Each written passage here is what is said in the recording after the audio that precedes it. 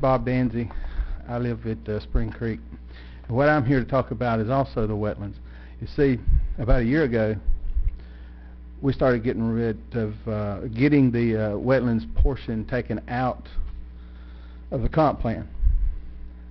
We were supposed to, the board gave staff direction to go ahead and run removing this ordinance parallel with it, but it didn't happen.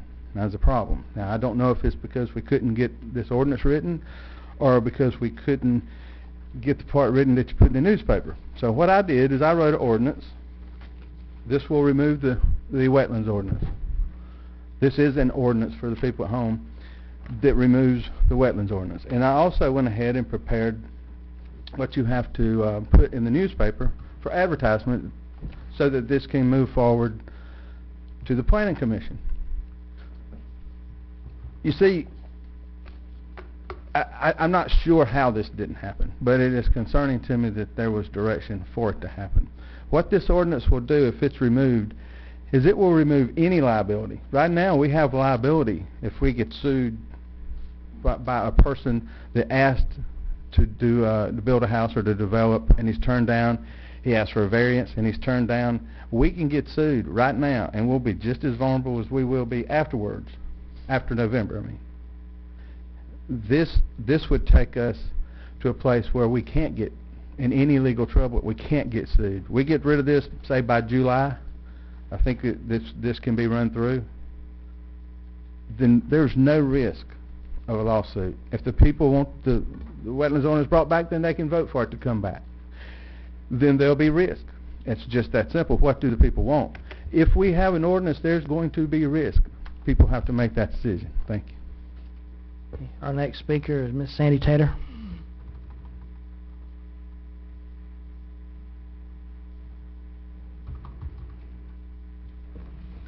Thank you. I'm Sandy Tater, South Choppy, and given the large and I'm speaking on the wetlands issue too, and I think that given the large number of people in the county that have expressed a desire to keep the wetlands ordinance the way it is now, that the voting to change anything should take place only if it's voted out during the election, so that give the people a chance to vote on it and then see where the chips lie.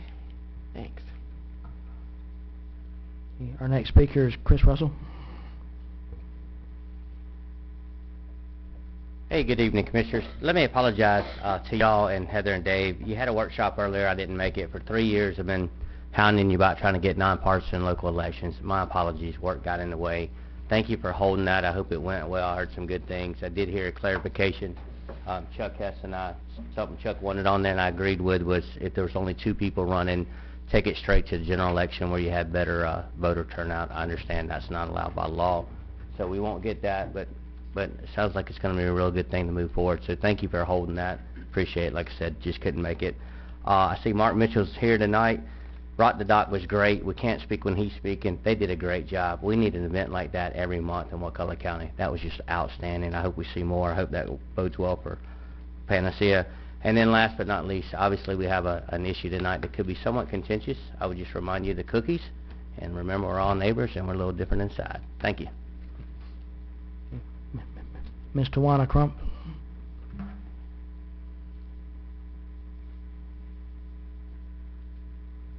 Good evening, Commissioners. I am here on behalf of George Crump Road. It has been flooded for months. We have some issues with the road where there's issues that the county will not fix it because it's a private road. But I grew up in Wakulla County, I attended public schools, and I'm almost 45 years old, and I walked that road to catch a public school bus. It was never private then. My grandmother lived there for about 90 years. It was never private then. And I'm wondering what is, the issue with fixing the roads when we're constantly getting our vehicles tearing up, not to mention the county vehicles. Emergency vehicles couldn't even get back there if they wanted to, if they didn't have four-wheel drive. So I'm wondering what we can do about that. Thank you. Thank you. Next citizen is Matthew Hodges.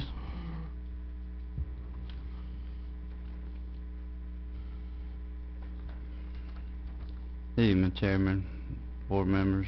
Just wanted to take a moment to bring some reality to this board and within this meeting. I want to give each of you some reading material regarding oyster bars here in Wakulla County, which y'all should have. First is a report titled Oyster Reefs as Natural Breakwater Mitigate Shoreline Loss and Facilitate Fisheries. And there are some others that address armor or seawalls, as you all may know them, regarding the extensive damage they can cause and how little they actually protect our living shorelines. We are mere months away from complete collapse of our oyster bars. I was out a few weeks ago and evaluated the past 3 years' relays, and most of it is dead.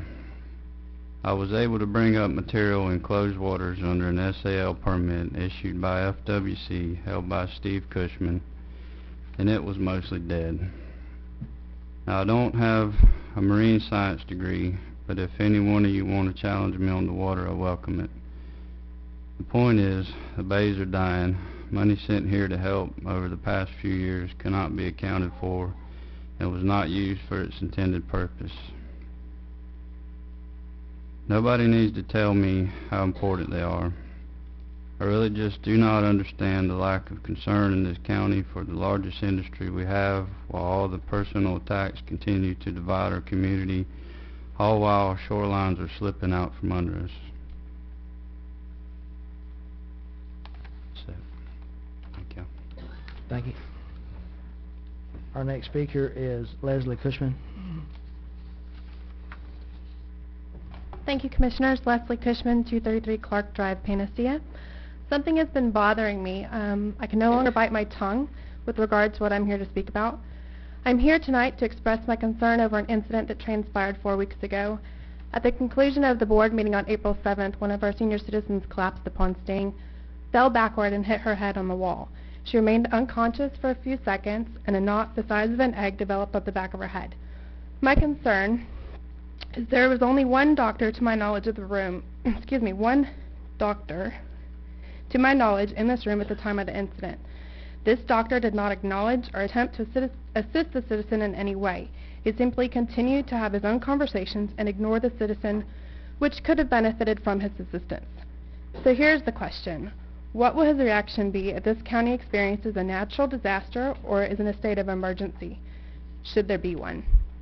Would his personal and emotional agendas again interfere with helping our citizens in need?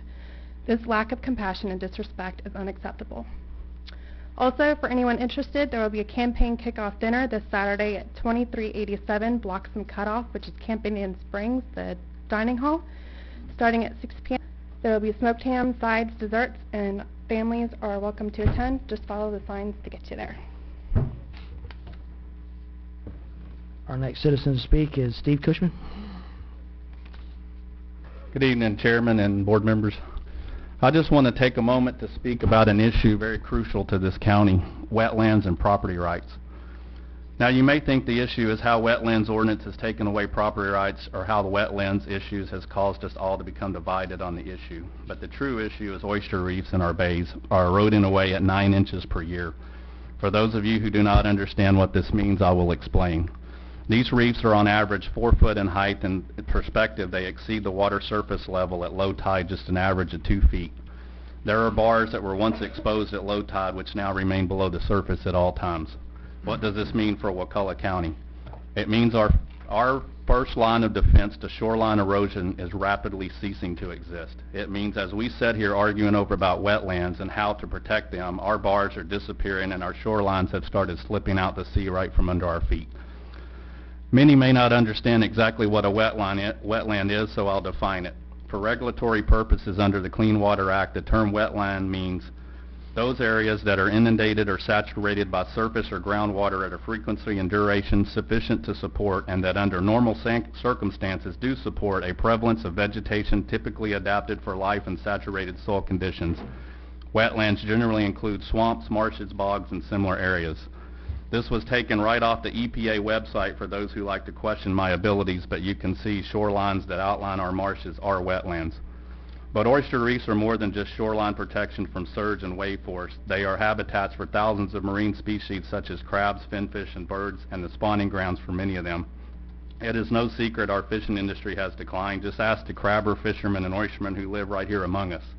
The blue crab fest ran out of blue crabs just this past Saturday. You can't buy legal oysters from our waters in this county. So I pose the question, how much longer do we sit here and argue about wetlands as they are eroding away? It recently came to my attention the single commissioner who voted to keep our wetlands ordinance stated he will not support anything I am doing to help this county. He has spent more time and energy probing for my related experience to conduct the research than FWC did in issuing the permits to conduct it. Time he could have spent educating himself on the facts to understand the real issue we face. Perhaps he may want to take a stab at why we are putting $880,000 into restoration of Shell Point, or why our seafood industry is all but dead. Perhaps the list of funded NERDA grants around the Gulf might help in understanding of why we face the issues we do. It can be found on our own County Restore Act website under the heading Shell Point receives NERDA funding for beach restoration. The bottom line is we spend our time arguing over wetlands protections caused by development while we do nothing about the real issue we are facing right now. While we argue over wetlands, they continue to erode away. Our fishermen continue to be out of jobs, and our once abundant fishing industry has collapsed. Thank you. Thank you, Mr. Kishman. Our final speaker for the Citizens to be Heard section is Jack Rudlow.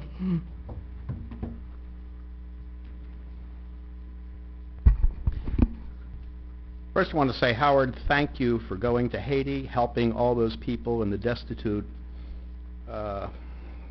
earthquakes and the storms and all the other things like that. That is true humanitarian. I don't know what happened here, or what the Howard bashing is all about, but I don't see it. I do see the need to protect wetlands and to go forth with the request that people have had that we put this on the ballot and we use the original language or as close to it as possible. As far as the wetlands and the marshes and everything else eroding away, that is true. I don't know what you guys are going to do about it. It's called rising sea level. Remember, there was King Canute who sat at the edge of the sea and commanded the tide to go back, and didn't work for him. He had to show people that it was a farce, because nature is going to do what's nature's. The sins that we have committed upon this earth, we're having rising sea level, rising water temperatures, acidification, the whole business.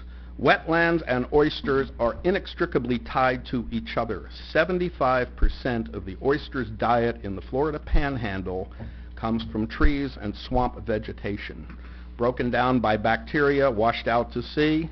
If you don't have water flooding out of the swamps, carrying it out there, and carrying out the nutrients, you do not have oysters. It's all that very simple. Neither do you have shrimp or blue crabs or anything else. During drought periods, the water stays in the channel of the river. Those back swamps do not get flooded.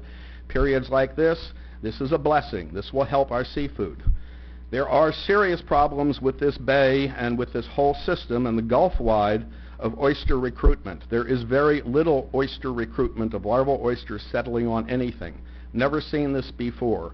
You can tout aquaculture, but aquaculture is you put things out there, and if it doesn't have the water quality to grow and it doesn't have what it needs to grow, it will not grow, whether it's a man-placed oyster or a nature-placed oyster.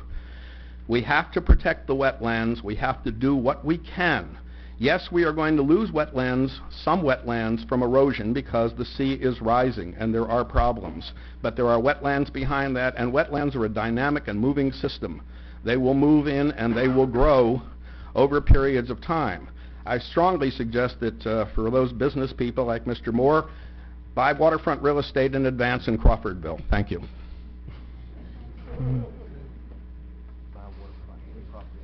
Okay, we don't have any public hearing items tonight. Our next thing, we're going to move to the awards and presentations. We have Mr. Mark Mitchell, who's going to give a presentation on the update regarding the Rock the Dock fishing tournament.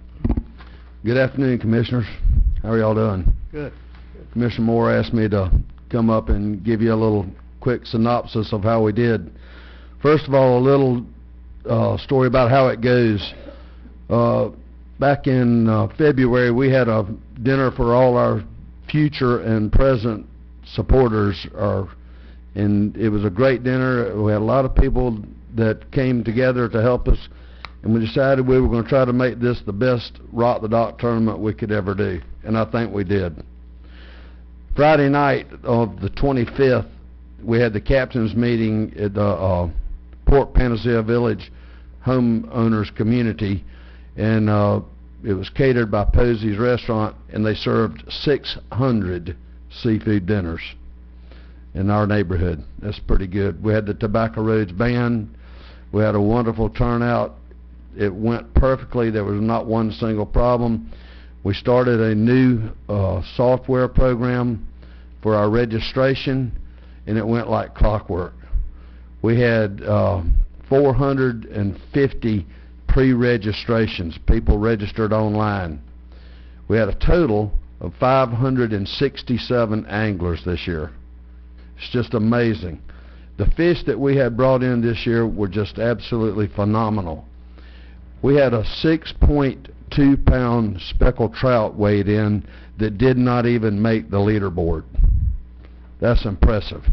People talk down in South Florida, the Mosquito Lagoon and all down there, think they got a lot of fish. We've got fish in this area.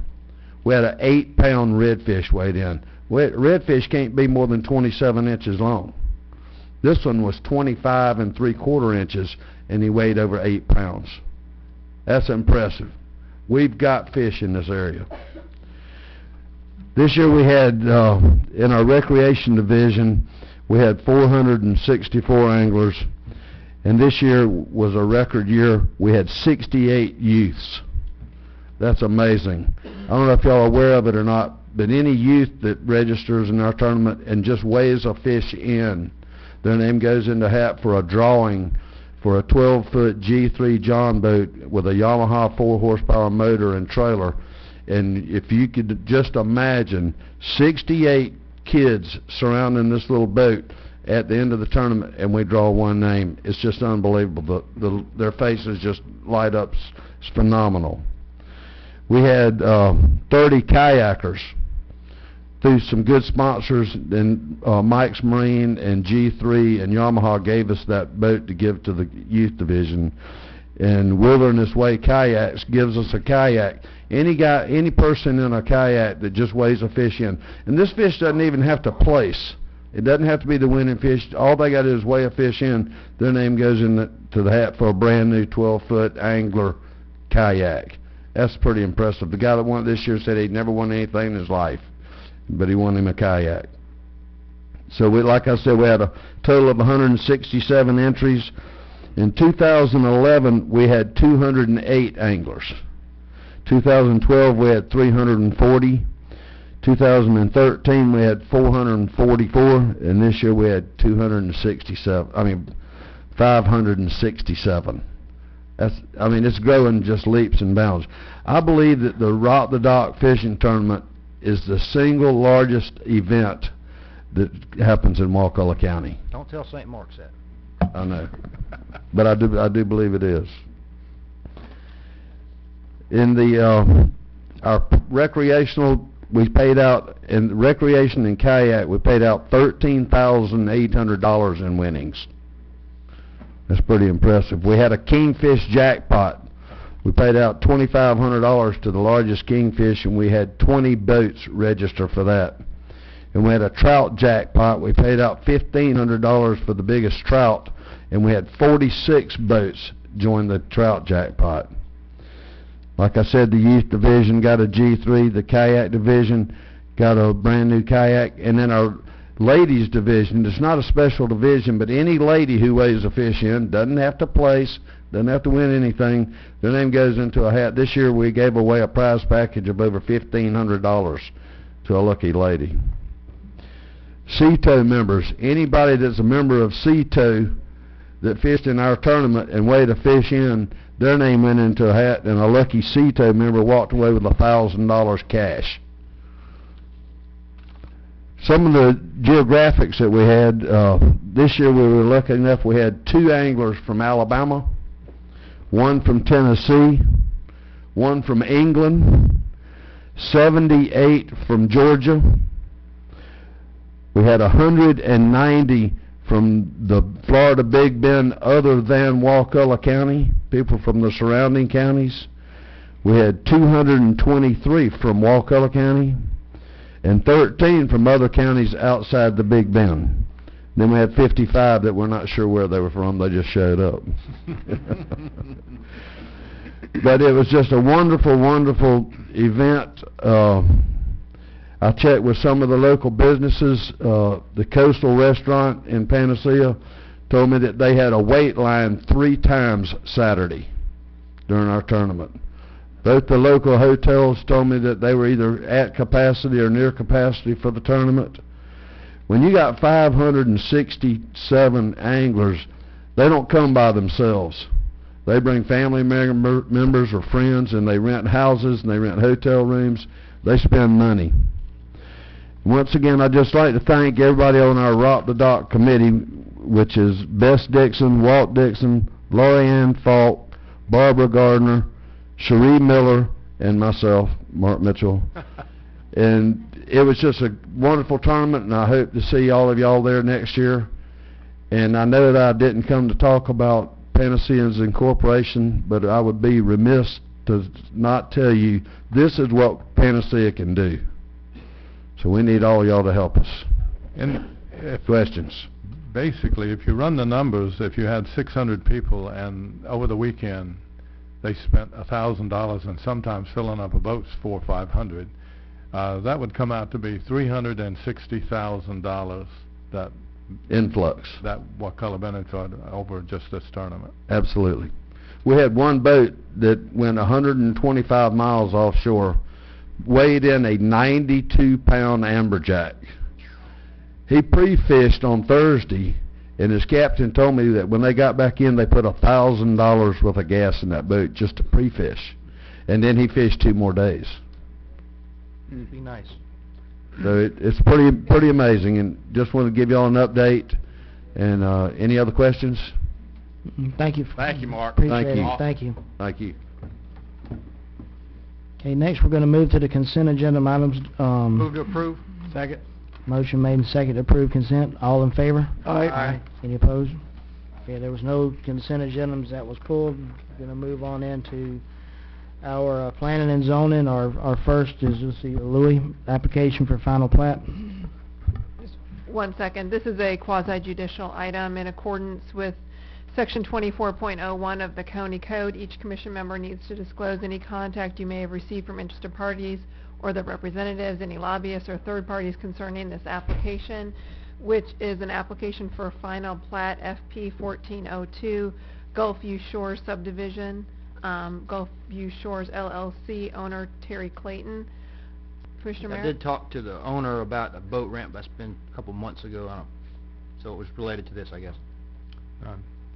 I've just recently spoken to the agent, but not really about this. No. I have not spoken with the owner or agent. I have spoken with and received emails from various citizens in the county.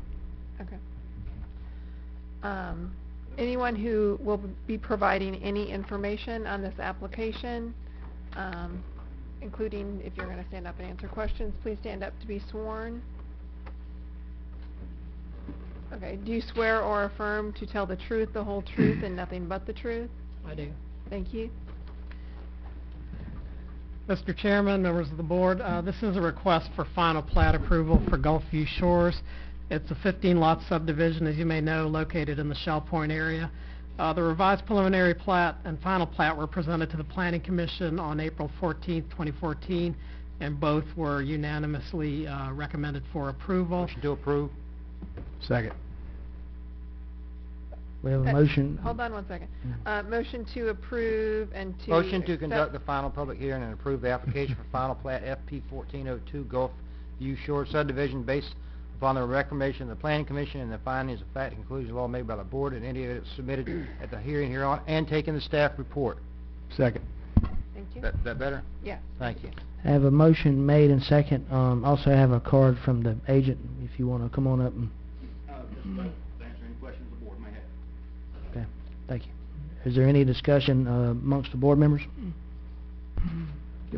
Okay, all in favor of the motion? Well, Oh, did you have any Yeah, I just wanted to know, I personally have not received any recent information from the community as far as their being in favor or against it, or has anyone else received recent information? Mhm. And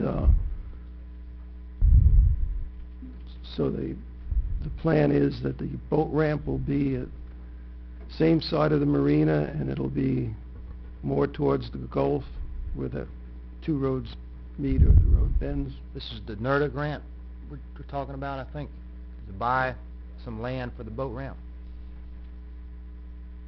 David, can you answer that one? The boat ramp that's planned for this area, Yes. Howard was asking about the location. Yes, that's lots, I believe it's lots 10, 11, and 12, which will be on the, from that, it'll be on the southern three largest lots there along the marina. At Front Beatty Drive, correct? Right. On the corner. That's right. I'm sorry. But this doesn't address that specifically. This No. addresses the This is just the plat. That's just a plat. Yep. The contract will actually be on the first meeting in June. Do you have any other questions? Thank you. If there's no other questions, we have a motion made second. All in favor? Aye. Aye. All opposed? Sorry, I had too much of that. Okay, next, Louis, we're going to move to the application for temporary use permit. All right, Mr. Chairman, this is for a family enclave agreement between Wakulla County and Jimmy Yar and Diane Curley, the owners. The family enclave agreement allows a family member to live temporarily in an RV at a residence in order to provide health care support. This is for a 1-year period, eligible for extensions. Staff is recommending approval, option 1. This does comply with the Motion to Land approve. Development Code. Do I need to read the whole thing, Heather? Motion to approve number 1. Motion to approve number 1, correct, and accepting the staff report. That was a second. Okay, we have a motion made and second. We have no citizens to speak on this. We have any discussion amongst commissioners? All in favor of the motion? Aye. Aye. All opposed? Okay, motion passes. Now on to the good stuff. Okay, next, we're going to move into general business. Okay, this agenda item requests board direction to schedule and advertise public hearings to consider revising Chapter 32 of the Wakulla County Code of Ordinances pertaining to wetlands. I'd make a motion to schedule a 2-hour workshop to discuss the present options of the board with regard to the county's existing wetlands ordinance and the November ballot initiative. Okay, I have a motion. If it don't have a second, the motion is going to die. Okay, there's no second, motion dies. Motion to approve option 2. Direct staff to schedule and advertise public hearing repealing Wakulla County Ordinance 2010-16, Chapter 32 of the Wakulla County Code of Ordinance, Wetlands Protection. Can I offer a friendly amendment after, we got a second, I think. Well, we have a motion made and second. And I do have a good number of citizens to speak on this. You're the chairman, that's up to you. Was yours a second? No, Jerry already seconded. Okay, I wanted to okay, offer okay, an I see, amendment. okay. But we need to, Heather, I think we need to, don't we need to go through this before we do the amendment? Well, if you want to, if Ralph wants to accept a friendly amendment and so does Jerry, then you can do that now, or you could Okay. wait. I'll tell you what, I'm going to go in, I'm going to listen to the citizens, and then we'll, whenever we get to the discussion items, then we can, we'll get the commissioners to discuss it, then I'll let Randy explain his amendment to Ralph. So I think we'll go on into the citizens. Works for me. Okay, good. First citizen speaks, Chuck Hess.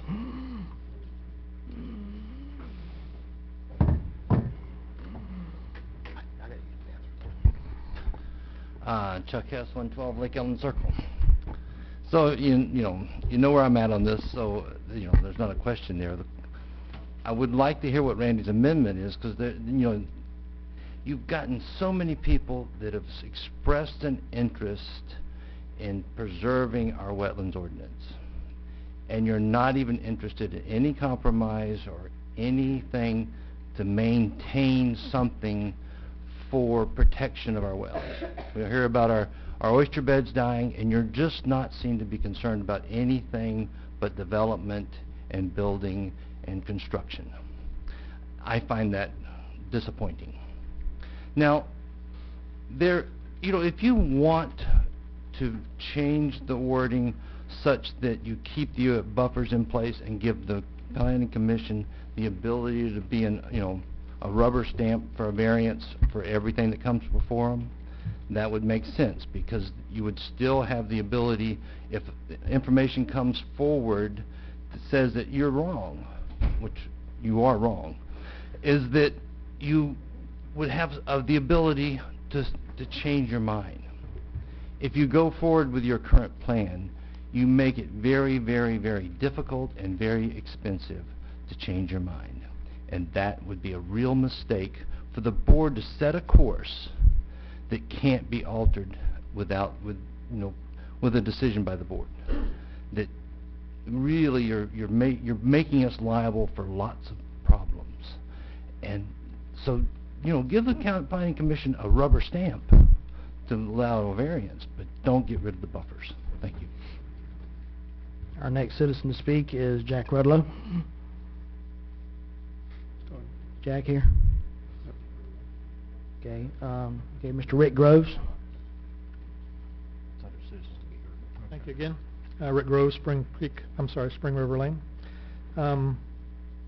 It seems that the wetlands are protected already with the state, federal regulations. FEMA's coming in, so that's going to protect them even more with the higher elevations, people not being able to build in that area as much. And I was looking through some of the previous minutes from the previous meetings, and back in January, Richard, you stood up for the rights of individuals and made a motion which passed to eliminate the ordinance. Later last year, you did it again, and I appreciate standing up for the individual rights of people to be able to use their property as necessary.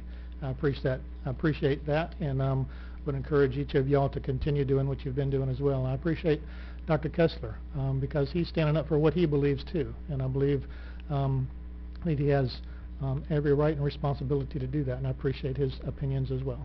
So thank you very much. Our next citizen is Mr. James Hennessy.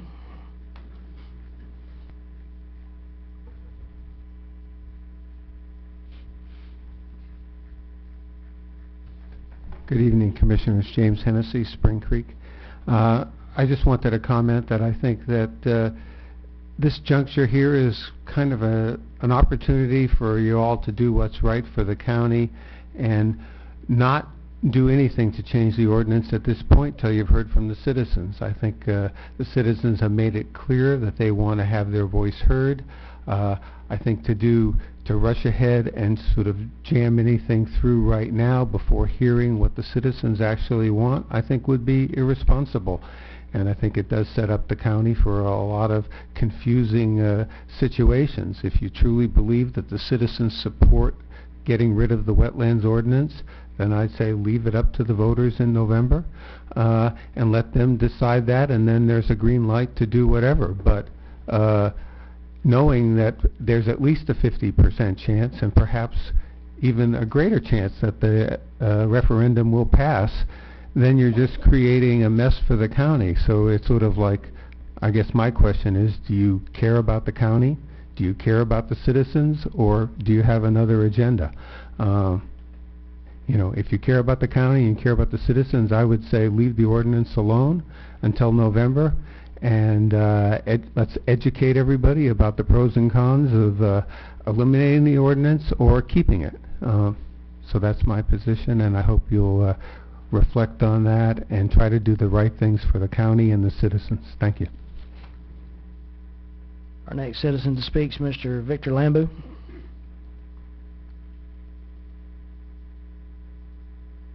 Thank you. Vic Lambu, 272 Pine Lane. Why this is coming up is kind of amazing. The wetlands ordinance, the people, 30% of the people said we should vote on it or sign the petition, the referendum. You told us before, most of you said this was impossible, no way we could do it. We think when it goes to a vote, the population will vote overwhelmingly for the wetlands ordinance. Maybe we're wrong. Maybe you're right. But to put this type of thing in that's going to only be for a couple of months to confuse things is not good county business. This is not the way we should operate. And this thing about lawsuits, people were saying before, there hasn't been lots of lawsuits. Sure, people can sue. This society sues on all kind of things, on ridiculous things. I could sue you because I don't like your looks. That don't mean I'm going to win. And yes, people can sue the county for ridiculous things. But there hasn't been all these lawsuits that they won. The one big one that they're talking about wasn't over the ordinance. It was because the county staff did something they wasn't authorized to do. And that was the big lawsuit. But it had nothing to do with how the ordinance is written.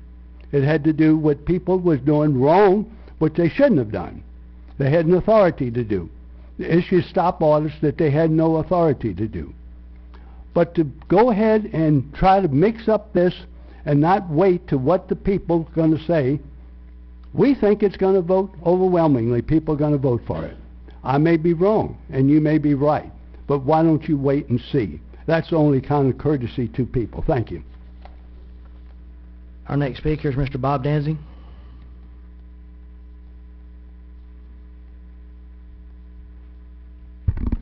Thank you. My name is Bob Danzig, and I live in Spring Creek. Commissioner Harden, I want to thank you also for getting this started. It was a big step. It's a step in the right direction. And it appears that if you don't agree with a certain group of people, then it's not good government business. But you see, other people have other ideas of what good government business is, and I certainly have a different one. Property rights, you can't tell me that you go and you tell a person what they can do on their own land. You don't compensate them, you don't do anything. There's some property rights issues there. How big? I don't know. Or how small? I don't know. But I'm telling you that somebody telling you what you can do is an issue, and people ain't going to like that. They don't like it. I hear them. I talk to them. The gentleman talked about how many fish was out there. I was glad to hear him say that, because most of the time I hear how many fish we don't have. But he says we have plenty of them. If the people that oppose me get their way, we won't be able to go catch those fish. That's the kind of people they are. That's what I talk about property rights. They'll pretty soon tell us, well, you can't go catch this fish, or you can't go catch that fish. Or maybe they're already doing that. Maybe we have seasons, like a grouper season, that really doesn't work so well for when you catch a grouper. See, those people are starting that in all areas. Now I want to go fishing. I think I got the ability to go out there and know how to be responsible fishing. But no, they got to tell me how. I think I know how to cut my grass, per se, or clear my property. I think I know how to do that. But no, somebody else has got to tell me how to do it. People at home, they will get in your business, and they will get everywhere they can. They will take everything they can so that you do what they want you to do. You have to remember that, citizens. And yeah, there's been some lawsuits, some pretty big ones, and they're lost.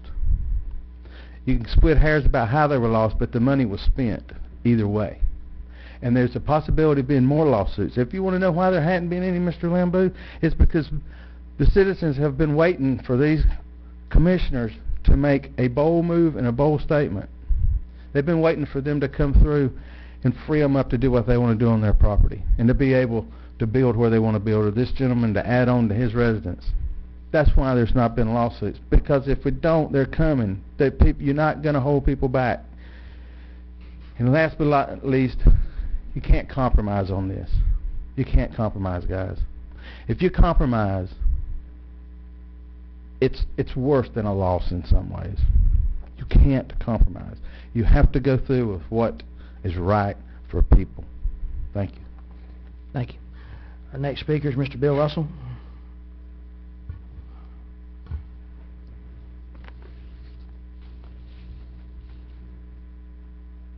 I'm a little bit at a loss because I don't know what Randy's amendment is, so I'm not sure what to say, but I will say this, I agree with Mr. Lambo. I'm amazed that we're up here talking about this tonight because I believe it was last July that y'all gave 4-to-1 direction to go with it, and we're still talking about it. Thank you. Thank you. Our next citizen is Mr. Eugene Watkins.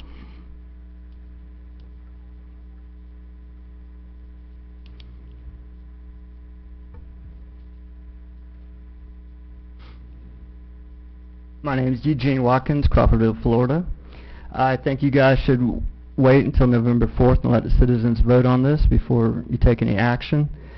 There's been several comments about property rights. Ralph, I talked to you, I think a month ago, about property rights right here in this meeting and asked you when you're going to bring up an agenda for all these people that have land. They can't put a mobile home on it. I've talked to several citizens. They can't put a home on their own property, many places in this county. And based on listening to some citizens and listening to you guys, I'm seriously getting worried that this county's going to get sued by all the people that can't put a mobile home on their property. And I see you smiling there. Are you smiling because it's you don't think people in mobile homes can afford to sue this county? Who's going to sue this county over the wetlands? Is it just because some developer's going to sue us? It's not about property rights. It's about protecting our wetlands and the ocean and the Gulf. Y'all just talked about Rock the Dock. How many fish were caught out there? You know what? Where I'm from, we used to have things like Rock the Dock. Doesn't exist anymore. We should be so happy we have something like that. Mr. Moore, you talked about brought in $300,000 or $400,000 here to the county. That's what all of us in the Wetlands Alliance have been saying for the last 6 months. The coast brings us money to this county. If we don't protect it, we're going to lose it. You guys, there's just no reason not to wait and let the citizens have a say.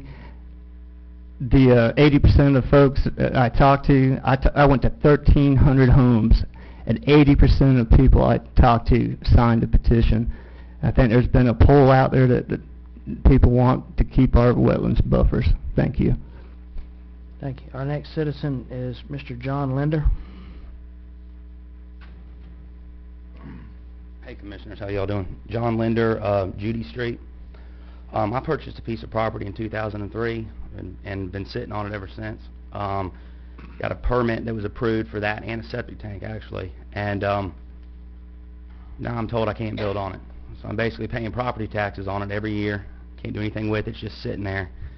And I've been going through this for about 2 years. And I'm sick of it. So I think that if Wakulla County wants to purchase the property back from me for what I paid for it and all the taxes that I've paid and all the, everything else I've done on it, and that's fine. Y'all can have it back. But if not, then I'm going to move forward with the lawsuit because I can't sit on it any longer. I'm sick of it. So I hate to say that, but it's just been coming down here for several years now, and nothing seems to happen. So I don't want to sit on a useless piece of dirt. So if y'all want it, I'll give you my phone number. Be more than happy to sell it to you. Thank you. Next citizen to speak is Mr. Marcia Beauregard. Excuse me, I don't know how to pronounce your name.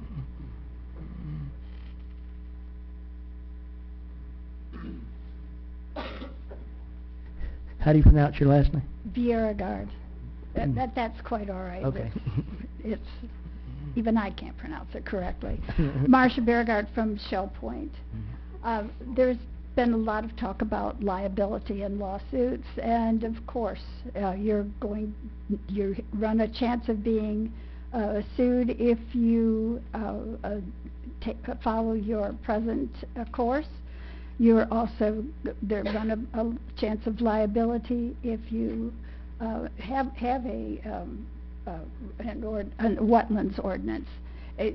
You're going to run the risk either way, and so you have to do what's right. I speak only for the fish and the oysters that need to have wetlands, and by extension, I really fear for the fishermen. I suspect that there's not a person in here who hasn't eaten fish. And if you want to do that 20 years from now, I think the wetlands ordinance needs to stay where it is. Thank you. Okay. Our last citizen to speak on this issue is Mr. Hugh Taylor.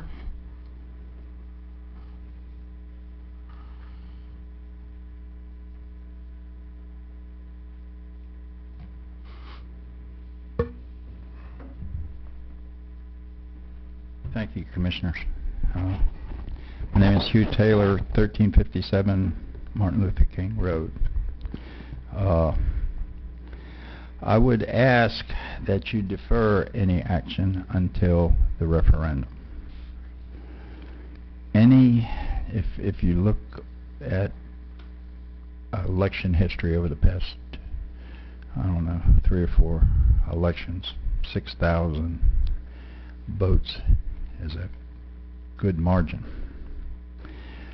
The 6,000, almost 6,000 signatures on the petition represent the highest bar in the state. That means 6,000 people, to my mind, or close to it, are telling you all what they want, and you refuse to go along with it. This taking in private property issue business, I think we probably spent close to 2 months on the Wetlands Committee talking about taking, and we went over and over and over it. There were public hearings on it. There were commission meetings on it.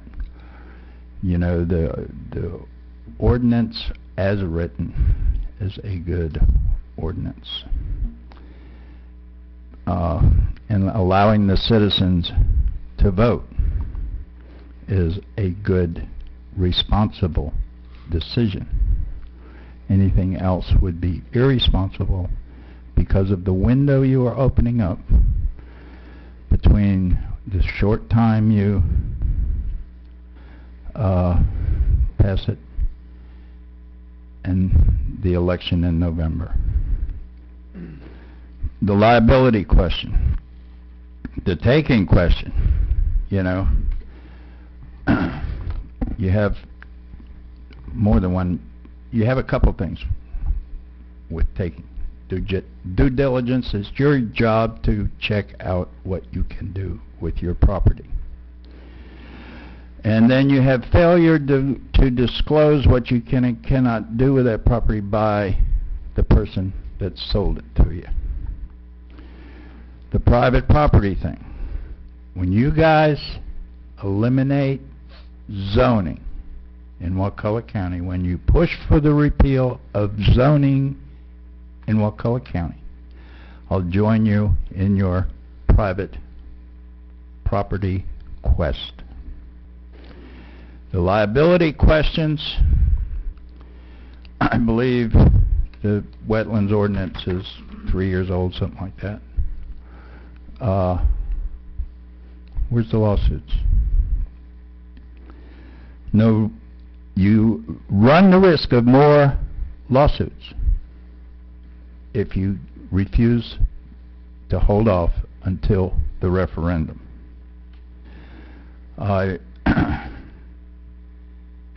We're talking now because there is a process, and you all are following that process.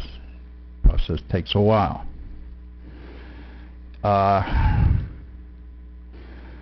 We're at the tipping point with our fisheries. Maybe had a good season, maybe not. But if we can't control beach erosion, we can't control subsidence. You can look at the history of the Gulf, and you can look at the history of Wakulla County when it comes to beach renourishment. You can put it there, but Mother Nature is going to take it away. We can, however, control our own destiny with control of our own, with local control of our wetlands. I strongly hope that you will defer any action until the referendum, remembering those almost 6,000 votes. Thank you. Okay, thank you. That concludes our citizens that we had to speak on the issue. Now I'm going to ask Randy to give the amendment that you said you was going to. Will you indulge me and let me give a little bit of background, please? Go ahead. First, I'd like to encourage all of us to, let's just forget the hateful and visceral comments we've heard from the wetlands people over the last They've downed all four of us over and over again. Let's forget about that. Let's move on. There is going to be a referendum, okay? Period. We know that. My biggest concern is that if that referendum passes, we're, on the advice of our attorney, we're exposing the citizens of the county to additional risk. And that's potential increased risk. But I don't want to misquote here. If there was no potential increased risk, I'd say repeal it today. I 100% support repealing the wetlands ordinance. No one here has worked harder, Jerry, you can testify to this, to get rid of or change this ordinance than I have. 2 months after I got elected, one of my first items, Jerry, you remember, was to repeal the wetlands ordinance. So I 100% support repealing the wetlands ordinance. My amendment would be to repeal the wetlands ordinance, but have the effective date be the day the referendum fails. I'm sure we'll fail, and the reason I'm saying that is that exposes us to no more liability. I'm not caving into that crowd, trust me. I am for getting rid of the wetlands ordinance. I'm not flibble-flabbling around. I'm really concerned about the rest of the citizens of the county taking on liability for what could be a taken.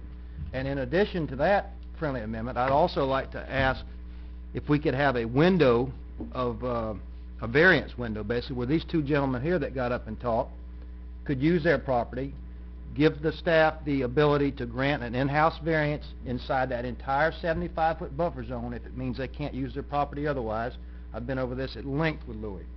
So those are the two things I'd ask you to change in your motion. We're still going to repeal it.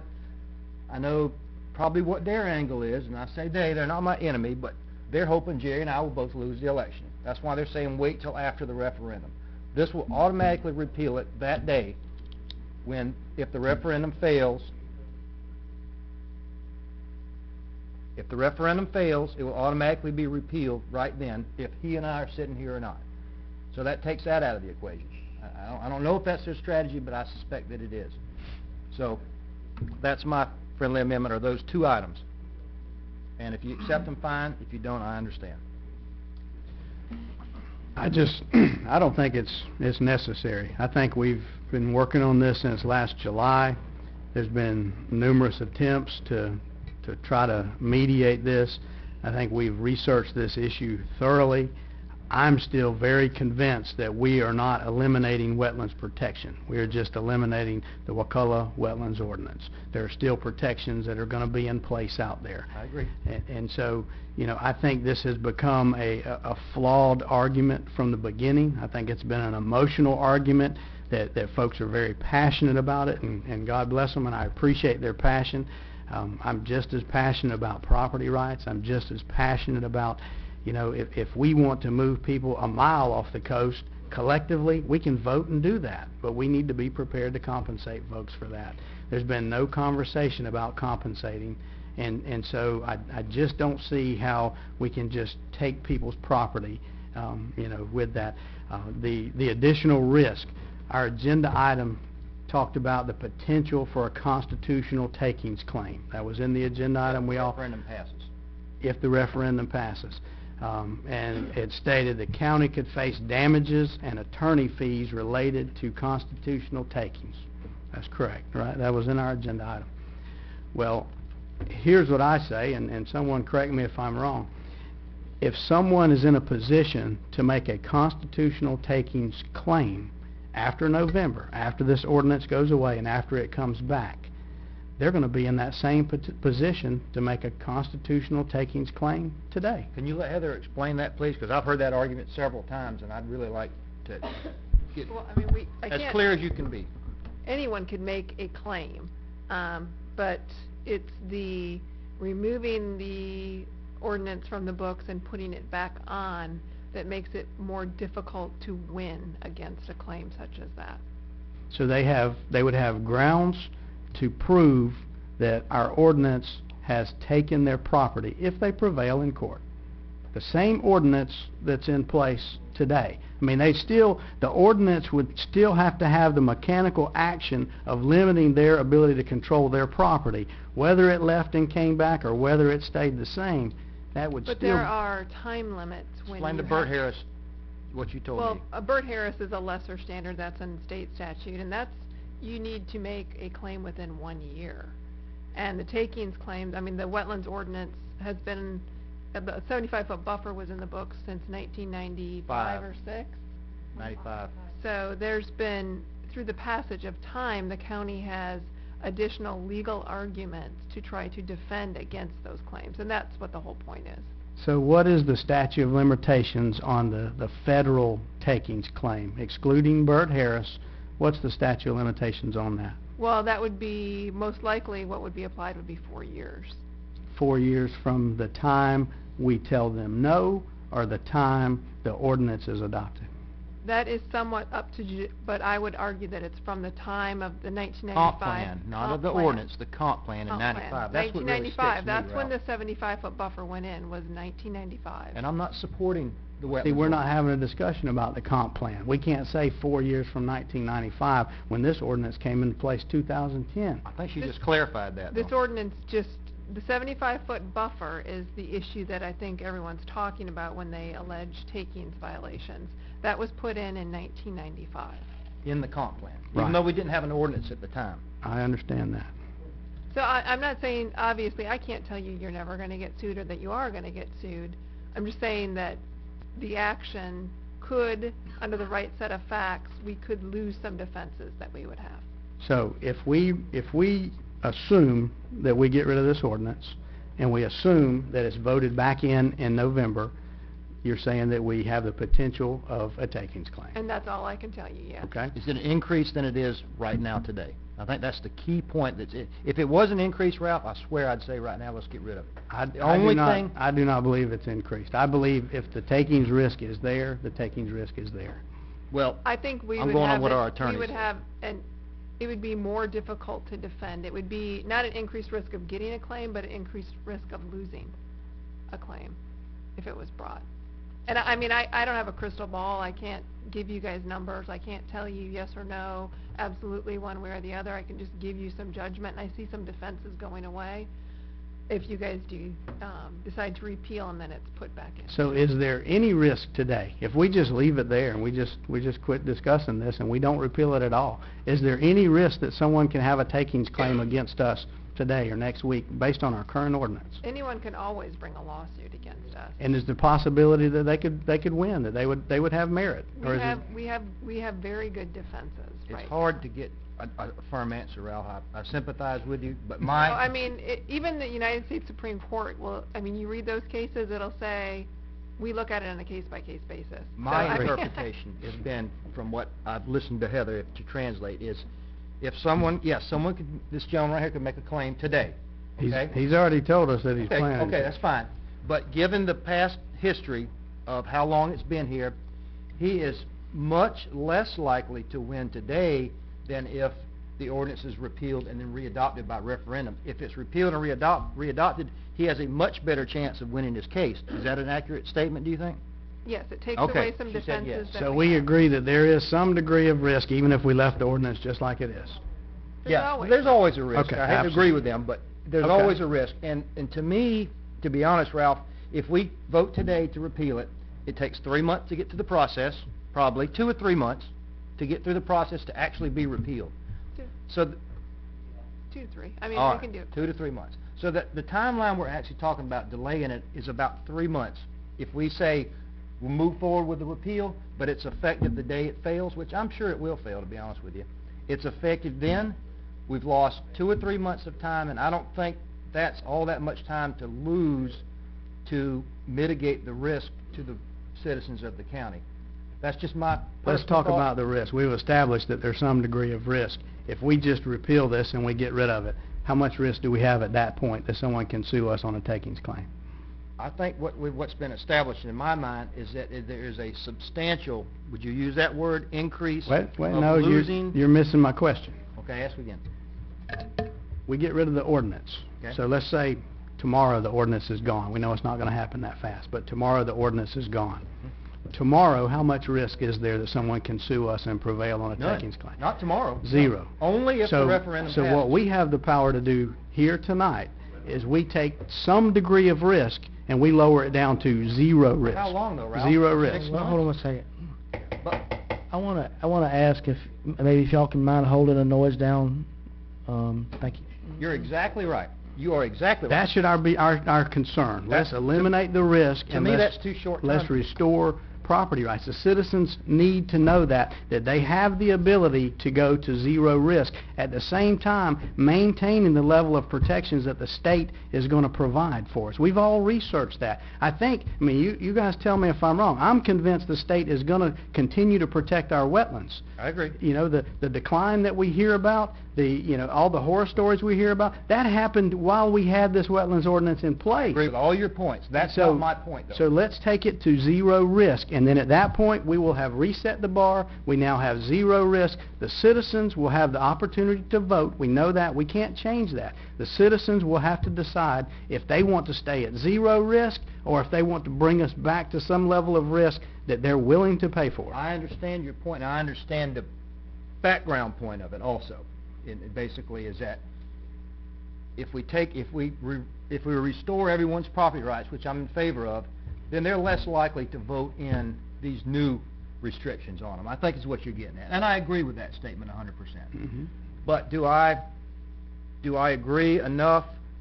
I mean, I'm not going to oppose you on it, okay? I'm not going to sit here and vote against it. I'm just trying to convince you to modify it a little bit. Right.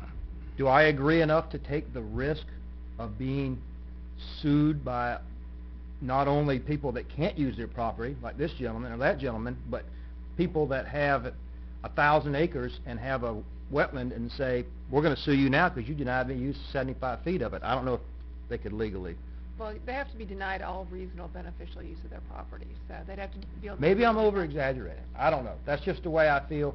The extra 3 months, to me, is not worth the extra risk to get it done right now. Well, it did not have to be 3 months. Last July, we gave clear direction for the ordinance to be rescinded or repealed and for the comp plan to be changed. We were told at that meeting that those two things can happen on the same night, that we would have to slow down the ordinance portion, this portion we're working on now, and have it coincide when the comp plan went away. Now, that went away in February. February could have been, at that same meeting, we could have gotten rid of both of these. For some reason, that has been drug out, and that creates more drama, creates more frustration on both sides. Every time we revisit this issue, folks get madder and madder, but it doesn't change the fact that we started out with the intent of restoring property rights without degrading our protections. I love this county as much as anybody. I grew up here just like you did. And I think we need to stay on track with where we were. I don't think that we're making a mistake on this. I agree with you that this thing is going to fail. It's up to us to show the citizens of this county that we do agree with that, we do believe in that, and then we educate them and help them understand the risk that's out there and why we do not need that risk. So I'm okay with staying where I'm at with it. I'm going to reiterate my position on this as well. You know, some may remember it was about this time last year, I'm the commissioner that actually presented the agenda item to totally repeal the wetlands ordinance. You know, it was initially was going to go another direction, and I was the one that actually presented the agenda item to totally repeal it. And some of the biggest reasons that I have wrong with wetlands ordinance, I got one, there's no grandfathering clause in the wetlands ordinance, so it was totally retroactive. I'm not in agreement with having any buffer zone greater than what the state requires. I don't believe we should have that. We have lost lawsuits as a result of that were initiated because of the wetlands ordinance, and to my knowledge, we've lost each of them. We haven't actually won any of them yet, so we've had a hard time defending our actual ordinance that we've had. But as we go forward, I'm holding my same position that I don't agree with wetlands ordinance. I think it should be repealed as well. But this tonight is actually voting to hold the public hearing, which was going to it's not the final say tonight what it is we're going to do, but this vote will be to have the public hearing where this will be everything we're talking about tonight is going to be rehashed again at the public hearing. Two more times. Randy, I'd like to ask you a question. Can you separate those two issues that you just talked about? And from the attorney standpoint, can we grant these two individuals a waiver to let them? Not right now. We cannot do that. Not tonight. I mean, Can we do it? Could we do it? If Ralph's motion passes, when the wetlands ordinance is repealed, they won't need a variance. Okay. Okay. Right? Do I have any more discussion amongst commissioners? Well, I have a motion and a second. I have more discussion. Okay, but before we go there, you asked for amendment. Would you accept the No, he said he amendment, or didn't were you? want to Okay, so the amendment wasn't accepted, so, do we have any further discussion? Mr. Kessler? Thank you, Mr. Chairman. So we hear that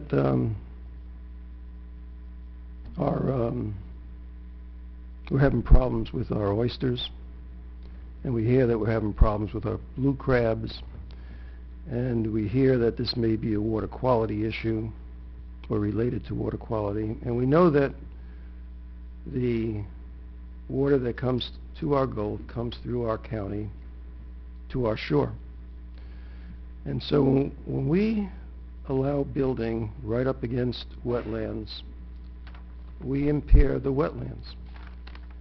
The data's out there. It's not someone's opinion, it's fact.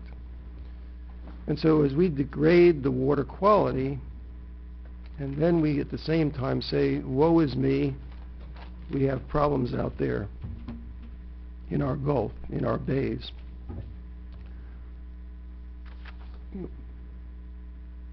There's a place called Cape Cod that probably should change the name to something like Cape List Cod.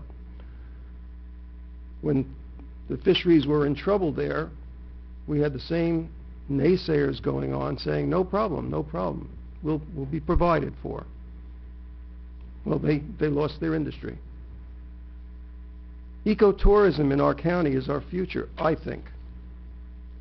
We should be doing all we can to protect our wetlands. And to say that the state is going to protect our wetlands, look at the legislature that came through this session. Look at all the talk about springs, and look at the legislature that came through. And look around you and see the degradation in Florida over your lifetime. Visit springs that I know you must have seen that were crystal clear and are either gone now or muddied with algae, unswimmable. Now, I'm not going to go through all the arguments of this property with the taking, and the buffer is a setback. We have setbacks in all of our building codes practically. It's spelled out. It's not a property rights issue, it's a societal issue. And I think that this board also, however this dragging of the feet came along, was because there was at one time discussion of this board that said, let's see if they get the number of signatures needed. Let's see what happens with that. Well, why did you wait to see if they were able to get the number of signatures? So that you may not take a precipitous action that you're about to take tonight. That's it. Do I have any more discussion amongst commissioners? I'd like just a comment. I think a lot of folks out there are, very passionate about the idea of protecting wetlands, and probably not many of them have actually read the ordinance. And I want to give just a little example here. What we're talking about is a 75-foot buffer. We've got two buffers. We've got a 35-foot buffer, that's Zone 1. We've got a 40-foot buffer, that's Zone 2. This is our ordinance. Now, this is what they're proposing to bring back. If you are from 0 to 35 feet from the wetlands at your house where you live, everyone here knows someone that either lives in the wetlands, near the wetlands, or one of your relatives or friends do. I think we can all find someone there. You cannot even landscape or mow your property from 0 to 35 feet. I've heard it said on this board that, oh, that's not true. That's not true. If you've been maintaining it, that you can continue maintaining it. Well, this is what it says. In addition to those uses provided in paragraph A above, the following uses shall be permitted, provided they do not have an adverse impact on wetlands or other surface water in the buffer. In buffer zone 1 and 2, you can have utilities. You can have the ability to use your property. In buffer zone 2, which, let me remind you, that's from 35 feet to 75 feet.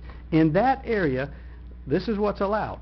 Landscaping and yard maintenance activities within an area not to exceed 25 feet in front of your home, 15 feet to the back of your home, and 8 feet on either side of the principal building. The principal building. located on such property and in a manner consistent with the design standards set forth. So if your property is in Zone 2, some of these lots, the entire property is in Zone 2. That means if you know one person in this county that's maintaining more than 25 feet in the front, more than 15 feet in the back, more than 8 feet on each side, they are not in compliance with our ordinance. This is the ordinance that these guys want us to bring back. This ordinance is bad for a multitude of reasons. That's just one example that we can all wrap our minds around there. I think we all ride up and down all the waterfront properties around here, and I don't see very few people that have jungles in their yard. They're maintained, beautifully maintained yards, and many of them are not consistent with the ordinance that they're asking you guys to bring back. It's not a protection, it's not needed, and so I'm okay with moving forward. Mr. Chairman, there's more than one section of the wetlands ordinance that speaks to that, and you can pick and choose, and you can make an argument, but you have to have the entire wetlands ordinance. Bring it out. Bring it out. Go ahead. Here, you can have my copy. That's okay. Commissioner Thomas, you four are apparently set in your minds. Your ideology is stronger than your desire to protect our county and its wetlands, so you proceed. I'm going to also agree with what Commissioner Thomas said. There's many places, if you go and look, that where citizens are maintaining their grass all the way to the water line, and according to our wetlands ordinance, that's in violation. There's also another issue that I have this wrong with the wetlands ordinance, is there's things that the state says are not wetlands, like the state says that if it's got longleaf pines and palmettos, that's not considered a wetland. But according to our wetlands ordinance, anything within 75 feet of a navigable waterway is considered wetlands. So we've already got contradiction in that. There's several things that contradict, but like I said, this is a motion tonight to hold the public hearing. At the public hearing, we're actually going to be probably going through all this again, but I'll be voting tonight to move ahead with the public hearing. I'm still holding the position of repealing the ordinance. Mr. Chairman, the definition is not of the wetland, but of a wetland buffer that we're dealing with, and they're two distinct entities. Yes, but the wetland buffer encompasses things that the state says aren't wetlands. We'll have plenty of time to talk about this, guys. Yeah, it won't matter though, will it? Do we have another discussion? Yeah.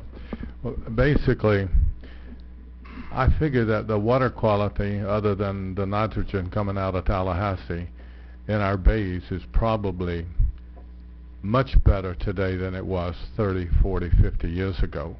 I think basically we're not dumping the same amount of stuff in our bays. In fact, I can't find anybody who is dumping anything in the bays. 40, 50 years ago, you know, there was, if you had it, you just, the bay was the place you put it. So it would be my thinking that our water quality today is hugely better than it was at that particular time. I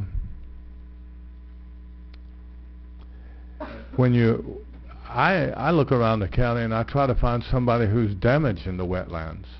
You know, where we've had developments that have been built in the wetlands. We have people on the committee who live in the wetlands.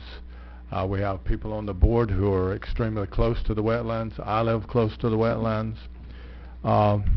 But who do you see? Who do you see who is damaging? Do you see a property that is absolutely eroding into the Gulf? There's probably not 100 lots on the Gulf that are available for development.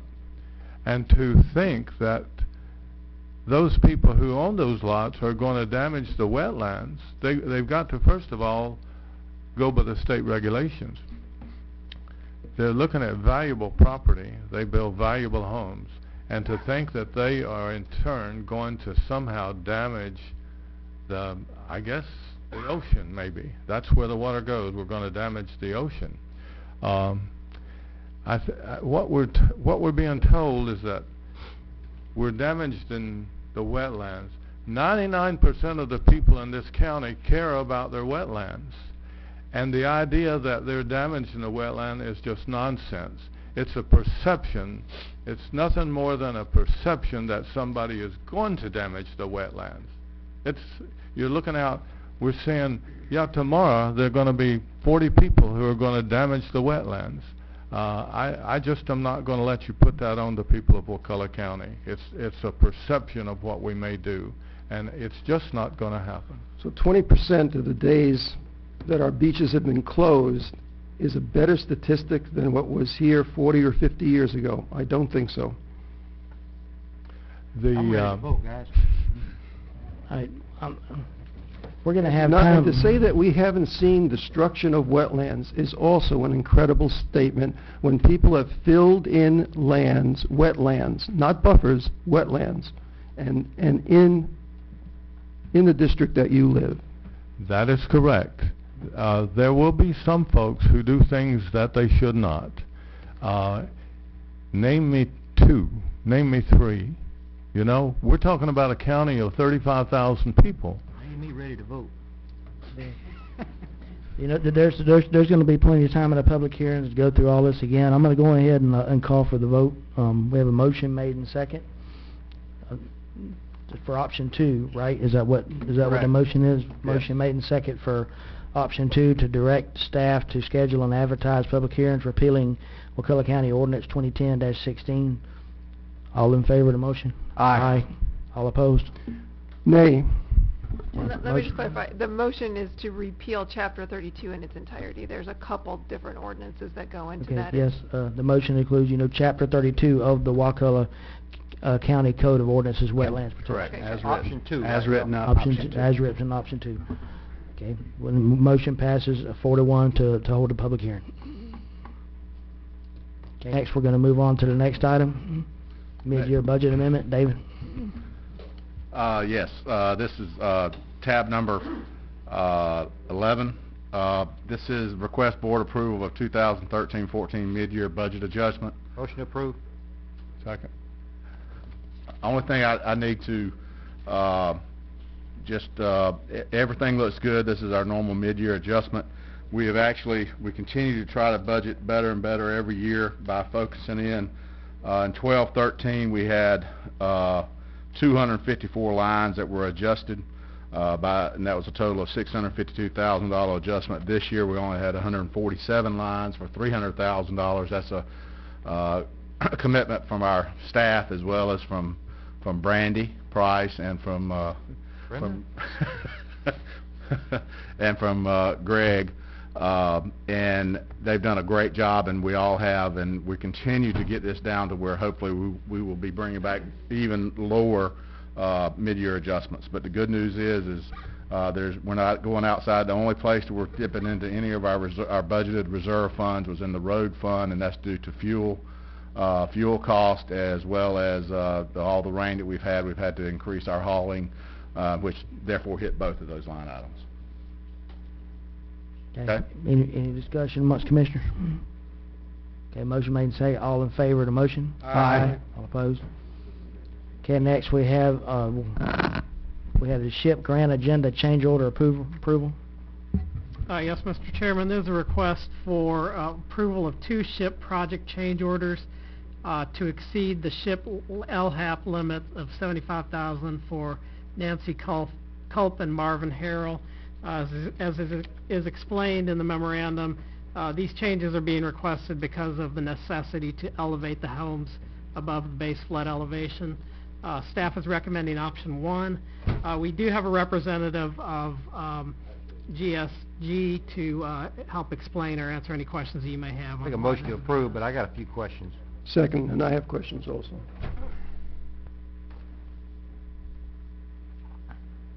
Okay.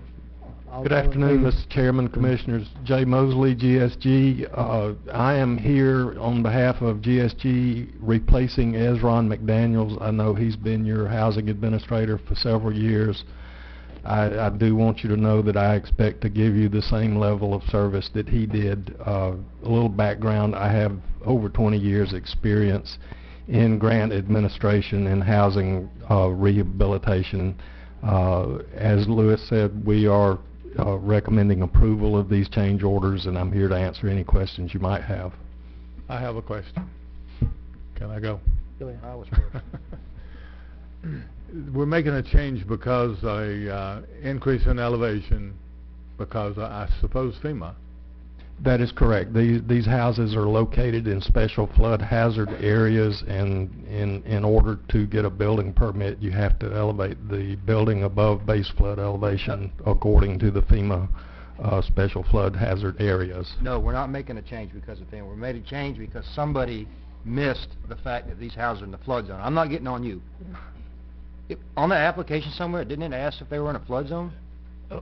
Let me explain a little bit about how SHIP works. We did know the houses were in the flood zone. However, according to SHIP guidelines, in order to expend funds on a project, you have to be able to track those funds, and you have to have a beneficiary, which means we have to approve the homeowner and have a recapture agreement and so forth in order to expend funds. The only way to do that is to go ahead and bid the project out, and then we can spend the funds to get the certificate of elevation. We can't get the certificate of elevation until we get a contract, because there's no way to track the funds. So you looked at a FEMA map and saw it was in the flood zone, but you didn't know what the base flood, you didn't know how high off the ground the house was. That's correct, and we couldn't assume that it was 5 feet or 7 feet or 9 feet. But you did know it was in a flood zone? Yes, sir. And are they going on a stem wall 6 or 7 feet off the ground? These are both, we have the contractors here if you have questions regarding the construction, but I do believe they are going to be on stem wall construction. Are they a Is that floor right? system or a concrete slab?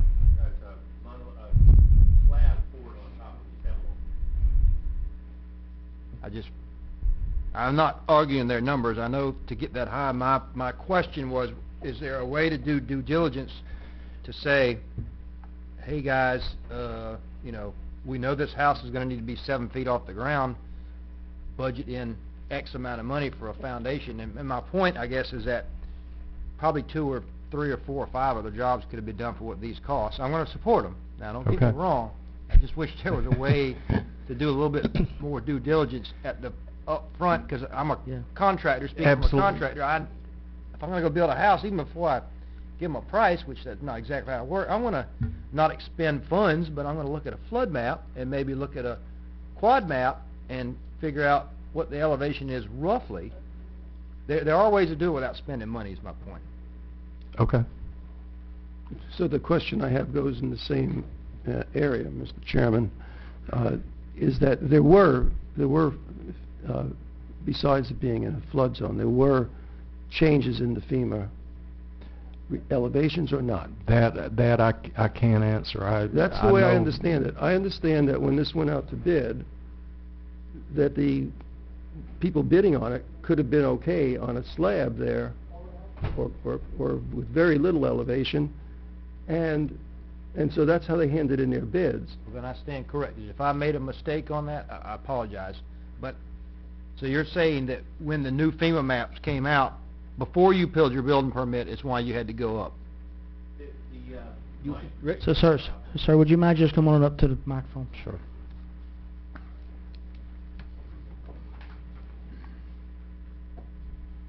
I'm Jerry Walters, one of the contractors.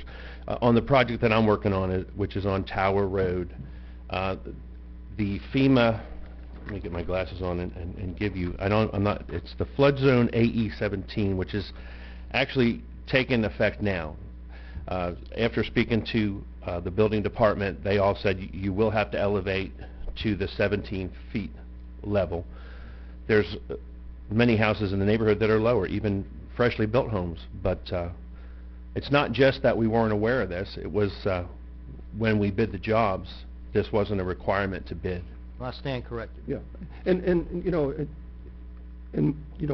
I come from the same concern, is that we have these bids going out, we have something that is in the wind coming down the pike, and I don't know about it's just like holding off and waiting, but that was my concern also. But I don't think, I think that the contractor here did everything right. Yeah. I basically, this doesn't have anything to do with you, but the people need to understand, because it's going to hit them sooner or later, and it basically just hit you, It just hit SHIP. It just hit the county. The new FEMA regulations are going to cost us money. It reached out and grabbed a lot of property, a lot of acres. We're short on acres as we sit here, but all of a sudden now we have got to elevate everything that's in a FEMA. And not only do you elevate it, you build elevation, you got to pay insurance on it. So we're in here in the coast, we're in big trouble. And the folks just, they will understand it once they get the bill. But as we sit here today, 90% of the people don't yet understand that if they're in, they need to go to the website and look and see if they're sitting in a FEMA zone, because they're going to have to elevate their house and they're going to have to pay insurance. And the higher that zone is, the more it's going to cost them. So it's just taken a huge amount of our property out of development, and it's going to hurt us bad. I'm in favor of us, moving forward to allow both of these homes to be built. I need to clarify Randy's comment, make sure I understand. So are we saying that when the FEMA flood maps recently went into effect, that's causing the problem? And had those maps not gone into effect, if we're under an old base flood elevation, then the home would have been acceptable? So it's the map change that just went into effect, in the last 30 days? Is that what's causing the problem? Or did you not know how high up it? Well, the other contractor is dealing with, he did not have a base flood elevation set. He had to have a local surveyor actually go to the property, which was out beyond South Choppy into the forest, and actually set his base flood based on, I guess, flood maps. I'm not an expert on that. My base flood, the base flood at 29 Tower Road, is something that's been, I guess it's not official yet, but everyone I spoke to said in September it will be official, but the building department assured me that they're going to hold me to the 17-foot level. But this wasn't an item that I bid, just like a septic system. It was to be handled on change order. Being that we didn't know what we'd need for septic until everything was turned in. Some of the items that we bid on are not. I guess me and Jerry were both right then. The one in South Choppy wouldn't have been affected by the new FEMA maps, I assume. The one in South Choppy, I think, as it was explained to me, just needs to be about 4 feet higher than what it was planned. Is that right? Well, But there are some places the maps went up 10 feet. Yeah, the one in South Choppy was affected. Yeah. I mean, the one in South Choppy is near where my family lives, but it's going to have to be raised about 4 feet higher than what I they think that's because of the new FEMA maps. It's the new, that area where that house is fell up underneath the new FEMA maps and the new lines. I guess that's just our luck, isn't it? Our first casualty, I guess, that we can That's that we right. know of. That's exactly right. But more to come when we You talk bet. about it. I have a question for the gentleman from GSG. I remember Ezron spoke to us several times and represented different projects, and so I'm not clear if it was this project, but one night we approved a list of applicants, and I remember that there were some folks that were excluded from selection because their homes were in a flood zone. That is correct, sir, and that was in your community development block grant program, and that was a formula grant that you were required to reach a certain number of houses in order to not get penalty points on your next application. And as you can see, doing houses in a flood zone is going to greatly increase your cost, and chances are, had we done houses in the flood zone with you at CDBG, we would not have met the criteria that we said we were going to meet, and you would have gotten penalty points on your next application. And that same upfront criteria does not come into play with this particular program? No, sir. Okay. That was a CDBG we talked about. Okay. Thank you. Thank you. I have some other citizens to speak on this as well. Is there any other questions for Mr. Mosley while we have him here? All right, I have a Mr. Jerry Walters. Thank you. Thank you much. Thank you, sir. I have a Mr. Jerry Walters to speak. I was just here to answer any questions that you might have. Okay. I have a Joe Parker. All right, and Chris Russell. That's Mr. FEMA right there. Hey, Commissioners, thanks for the chance. Let me clarify a couple of things going back in here. I agree 100% with you, Randy. You're absolutely right. The process needs to change. Gentleman probably could have gone to the building department, got a certificate, occupancy had to be FE on it. Wouldn't have known right there, so you wouldn't have to expend the money. The FEMA maps, they are coming. We have the power right now. You're worried about someone's all of you are worried about saving this money and spreading it out. We don't have to enact that right now, today. If he's building after September 26th, absolutely. Back it up a month, actually, say August 26th. You could go ahead and grant this right now, and he could go ahead and do it under the old. The building department does not have to do that at this moment. If you're worried about saving the SHIP funds and going across the board, the gentleman just said that there was fresh construction beside him. Now, I'm not an advocate of building in flood-prone areas. It's already there. We're already doing it. This is an opportunity to save you some money. Go ahead and get the variance on this one. Make it happen. Kind of trickle in these FEMA maps that are coming, because they don't come till, I think, it's September 26th or September 24th. This looks like an opportunity to save us some money, spread the money out, and go with it. I agree with you 100%. There needs to be a checklist on this. I mean, that's just due diligence, going and looking and saying, are you in a flood map, looking around and seeing what's around. That's how we fought FEMA and won. Wade helped me out. Your building department helped me out. I used their BFEs off their certificates. Wade helped me out with some other ones. It can be done. We just need to make sure it's done. I would suggest you try to figure out a way to make that happen for the future. And right now, you do have the opportunity to spread this money around and not necessarily have to spend extra money. Just give them a variance. I guess I'll ask the question. Since the rules are not in place today, is that correct? Mr. Chairman, They are being, I that's can a tell very you the sticky contract issue is there. being enforced.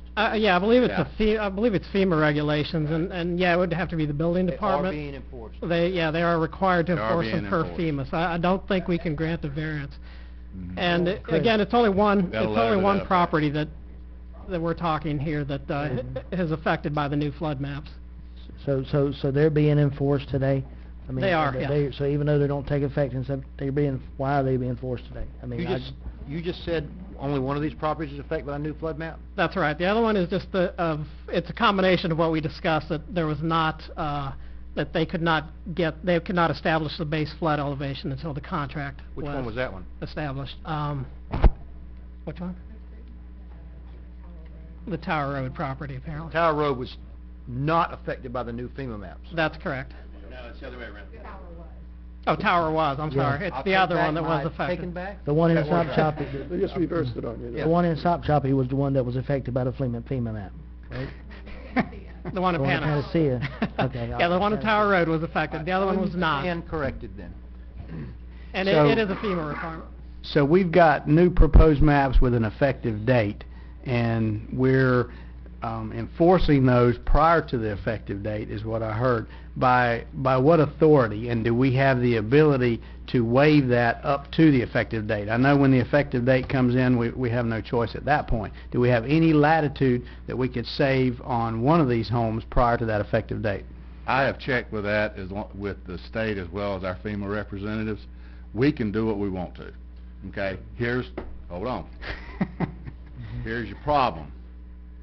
Is it at the time that FEMA, and this comes directly from FEMA and the state, the time that they issue that letter, during that time frame, the state will look at every single BFE for BFI, whatever you call it, elevation. BFE, that's right. BFE, that didn't sound right, did it? I told you to quit using letters. That's Just right, stick to exactly. it. I'm private side, so yeah. It's not Egypt. So it's not easy. And they told us that yes, that will count against us on our CRS ratings, on our community rating systems. It's up to us. If we want to do it, we're taking that chance that it will take effect. And the problem is if you do that and FEMA comes down and the state says, nope, during that time period you did it, it affects every person in this county from a discount standpoint. So if we did that, Yes. we're spreading the risk, we're hurting more people that way. You're spreading the hurt throughout. That's And right. in That's this the case- problem, is that the system is not, there's a lot of fingers in it, and CRS will come down and say, but we've already been warned, no more in the county. And that's the problem, is we don't have any, there was enough problems the last CRS audit we went through. We don't have any more chips to fall and say we're sorry. So we really don't have the latitude I that it don't looks like know. we have. According to everybody I talked to, we don't have Call for the question. any. Okay, we'll go ahead and call for the vote. All right, all in favor of the motion? Aye. Aye. All opposed? Okay, motion passes. All right, where are we? Now let's talk some flap. On the couple of meetings ago, the board discussed with the board about the restriping of 375. We determined at that time we would dedicate $300,000 for restriping of 375, as well as maybe some other ancillary roads according to how the bids came out. We're in the process of advertising for those bids now for a striping contractor, but grant opportunity has come about through our engineers with Preble Rish, Mr. Alan Wise, and he discovered this is that the Forest Service has a federal lands access program that they actually came to Alan, if I'm not mistaken. Alan, you can come on up and explain it. And while he's coming up, I'll move to Second. option 1. Any other discussion? All right, Alan, Thanks, you Alan. sit back down. Okay, thank you. Y'all vote. But all this does, let me just get it in to make sure everybody out there understands. The numbers, get the numbers. Yeah, what it is it's a $1.4 million grant. We'll supply $300,000 from our 1-cent sales tax. You already had budgeted. That we already had budgeted to go towards the restriping. What that'll do is that'll resurface 6+ miles of 375, as well as restripe the rest of 375. And our portion is $300,000, and the state or the feds will kick in 1.1. One thing quick to Alan, 4-inch stripes, Alan?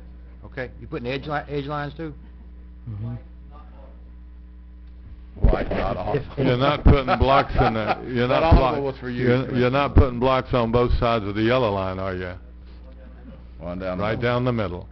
Okay. So And what we want to do is we want to chase this, and if we get this, which we'll know in June, we'll still be going through the bidding process. In case we do not get this grant, we'll just immediately go to I'll just striping. ask you one question real quick without pulling Alan up. You know, we talked about Three Bridges Road right there, how it's so bad on 375. There's nothing we can do with that now, is there? You said there was some sort of State is solution? working on that. State District Okay. 3 is working on that, and the Forest Service. A lot of people in this county like to Yeah. fish. In fact, I understand that is funded and will be done this year, from what I understand. Cleve's nodding his head, so he used to have Cleve's job, by the way. I'm in full favor of this, and I think this will, well, I know this will eliminate a huge safety problem that's on that road as far as the striping, especially up towards the Smith Creek, and the good thing about it is whether we do what we are initially going to be done or whether we get the grant, there will still be able to stripe that entire road. But we can take the same amount of money, as you would say, and put that towards our match in the grant, and then we will get about We're 4 or getting 5. $1.1 million worth of resurfacing. We're getting $1.1 million worth of choppy. resurfacing. I'll Starting take at that South investment Chopping any going. day. Heading west. So, Head north. yeah, all in favor for the motion? Aye. All opposed? Thank you. Okay, Commissioner agenda items. My item is, I'll make a motion to approve to direct staff to prepare a charter amendment referendum to have all county elected officials be nonpartisan as per our workshop earlier. Second. Okay, we have a motion made second. I've got some citizens to speak on this issue. First citizen is Bob Danzig. I thank you for doing this. It was something we were taking up on the Charter Review Committee. I think it's important, and I just want to support you. Thank you. Our next citizen to speak is Bill Russell. All right. Next citizen to speak is Chuck S. Don't tell me you're going to agree with Bob. Simple, isn't it? You're gonna break a record if you agree with it. I know, it's just so hard. Well, I have to. So I think it's a great idea to have nonpartisan elections so you have the two best candidates come forward. I would still like to see some way that makes sure that that gets to the general election, not taking care of a primary. There should be a way we can do that. Thank you. Okay, Mr. James Hennessy. I know Chris filled out a card. James Hennessy, Spring Creek. I think I'm actually one of the very few citizens who's actually been to one of these Charter Review Committee meetings. And I heard a little bit about this nonpartisan issue there, but not enough to clarify things for me. On the face of it, it sort of sounded like a good idea at first. And then I looked into it a little bit more, and I found out that you know, what really happens is that if there's only two people running and somebody gets over 50% of the vote in the primary, then that's it. Then they don't appear on the ballot, and it's all over with. So if anybody gets over 50% in the primary, the election's over. And I think with the very poor turnout that you tend to get in primaries, I have a lot of questions about, well, what's the real advantage of this? And that we could have somebody who's elected by virtually very few people in the county, and I don't think most people understand the difference between nonpartisan and no party affiliation. I know I didn't, and I had to go down to Buddy Wells and have him explain it to me what the actual difference was.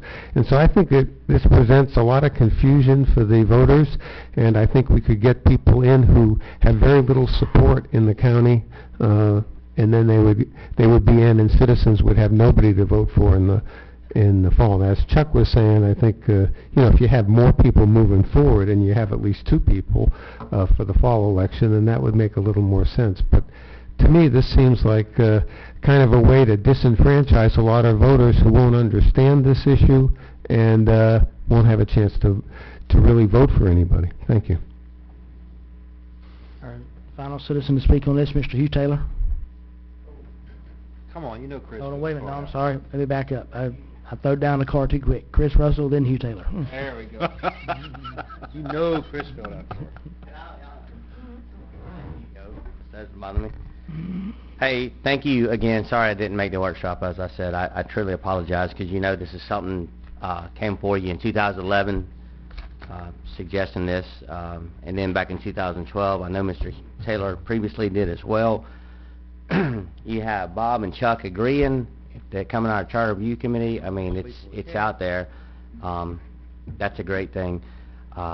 As expressed earlier, Chuck, when I spoke, I understand Buddy Wells came and said we cannot do what you propose, and I agree with that proposal, but we can't do it. It has to be done just like in essence, the school board. The gentleman before me was concerned about the low turnout. We're concerned about that as well, but by God, everyone should be voting. It's that simple. Let's hope, you know, I'm always optimistic about things. Let's hope that this brings people out to the primary if you know that it's going to be settled there. Let's start getting some voters to come out. It would be great if it was in the general election. It just can't happen. There's no way to get around it. We should take the politics out of, you know, the local races. I spoke to every constitutional officer. Everyone agrees with this. It's a great idea. I'm glad you're putting it out there for us. I hope the citizens jump on board as well. And once again, thank you and apologize for not being here earlier. That was only 4 times you apologized. Okay, Mr. Hugh Taylor.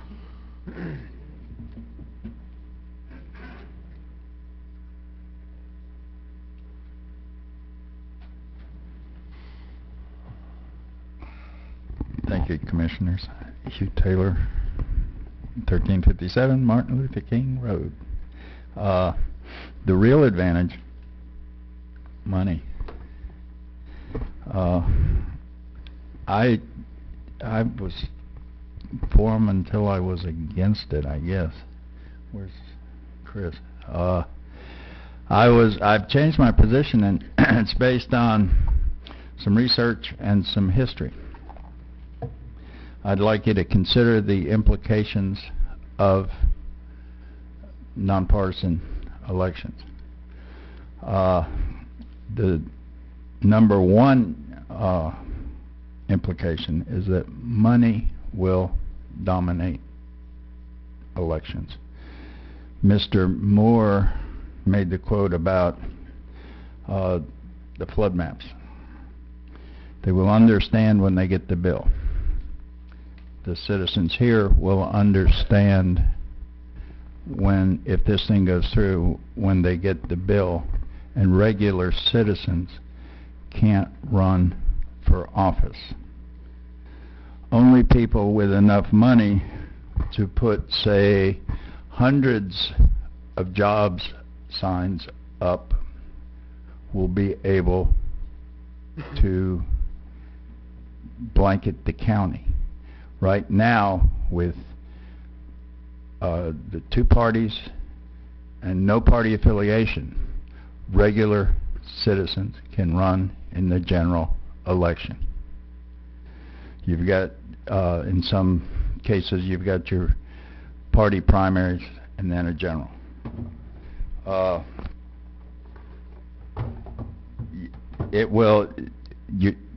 It's going to get tighter and tighter. You're eliminating regular citizen participation and regular citizens running for office when you do this. And I just want to go on record, when you go nonpartisan, you're taking regular citizens out of the political process. Thank you. I'm gonna, the card you brought down, I asked you to put it in with the citizens to be heard for the second meeting. Okay. And then you can say it in. The reason I did that is because we're trying to make it, you know, even though, you know, we had one other slip up night, but we're trying to make it to where it doesn't get turned, you know, once the agenda item starts, you know. So if you don't mind, but I asked her just to put your card for the citizens to be heard, and you can say whatever. Okay. All right. I don't have any more citizens to speak on this issue. Do we have any more discussion amongst officers? I mean, commissioners? Yeah, I'll just say I still have concerns. You know, I voiced some of them during the workshop. I'll be voting for this, but I may be changing my mind depending on how much new information I receive between now and when this comes before us. Okay, I'm going to be voting to move this forward as well myself, but I'm also going to be continuing to look into it and learn as much about it as I can. Any more discussion amongst commissioners? All in favor of the motion? Aye. Aye. All opposed? Motion passes. County Okay, Attorney. next we have County Attorney. I have a few things, though. County Administrator. I would like to, there's a couple good things that I need to bring up. One is I would like to thank ESG, our Public Works Department, their employees, and especially Cleve and Brent, Cleve Fleming and Brent Pell. You know, we recently have completed the annex building, and ESG is basically did all of the site work with all of our equipment, but they utilized their labor. They put over right about 1,300 hours in there just in pure labor, saved the county about $30,000 on that project. And I'd like to thank them for everything they did. They got it, kept it on time, biggest thing is kept it in budget, saved us a lot of money, brought us a lot of good ways to do stuff, so I'd like to publicly thank Cleve and Brent. Thank you. Thanks, guys. Next thing is, we have, I sent you, the commissioners, an email about our legislative package, and as of right now, sitting on the governor's desk, Wakulla County has $3.8 million worth of state-funded projects sitting on the governor's desk. That does not include Scrap and Scott, does not include some of the other programs that we normally get. So this is a large, big deal for our county. It's one of the first times we've been appropriated this kind of money. Do you think they'll get off his desk without a line being drawn through it? Well, we're making phone calls now, making sure, but we believe that they'll all survive. And I'd especially like to thank Commissioner Thomas. He's been instrumental in getting quite a few of these. He's hit the halls of the legislature quite a bit for our county, and I appreciate that, Commissioner Thomas. You've worked hard and been a conduit between the legislature and staff, and we've worked back and forth on some of these projects, trying to get them done, as well as Commissioner Harden. You were up there and you've talked to them, and I appreciate that. And Commissioner Moore, you've made a few phone calls. Now, one of the things we will need, commissioners, is, and we will need your help in this coming up week or this week, and if you know, some talking points, etc., to try to keep these in. They want to hear from commissioners. The governor's budget office does, and Commissioner Thomas is going up tomorrow to meet with the governor's budget office to discuss every one of these projects along with Zoe Mansfield and Cherie Keeler from our office. And he'll be representing our county there. So, but and I know Commissioner Moore, you've made some phone calls to some representatives as well. So, but those projects are Shell Point Boat Ramp, $735,000. Shell Point Spring Creek and Masha Sands dredging, $1.5 million. Canoe and kayak launch, $525,000. And St. Mark's dock, $1,056,066. And that was put in by St. Mark's, but we're helping support that. Where is your canoe and kayak launch? It'll be all over the county. Oh, in different various places. So it's big, and like I say, I was talking with Commissioner Thomas and I were discussing earlier, on a per capita basis, I guarantee you we got it more on a per capita basis than any county in the state of Florida. So far. So far. Yep. Which is good. So that's a hats off to everybody. We did a great job. Squeaky wheel gets the grease. That's right. That's exactly right. And we definitely put the squeal up there. The next thing is we just went through our mid-year projections, and based upon this year, we're doing good, as you can see with the budget amendments that we brought forward. They were minimal and they stayed within the budgets. And currently, unless something falls off the track, we're currently scheduled in the general fund to have a loss of $223,000, which is really good considering we started out the year at $603,000 in loss because of the funds that we gave the Sheriff's Department as well as the fuel cleanup. So therefore, we've made back our fund balance. We reduced it, and we'll have made back $400,000 of that. So that's really good. And 220 something in the hole. Does Right. is that after we have put money into the reserve? That's the final fund balance. That'll be that's right after we've done that.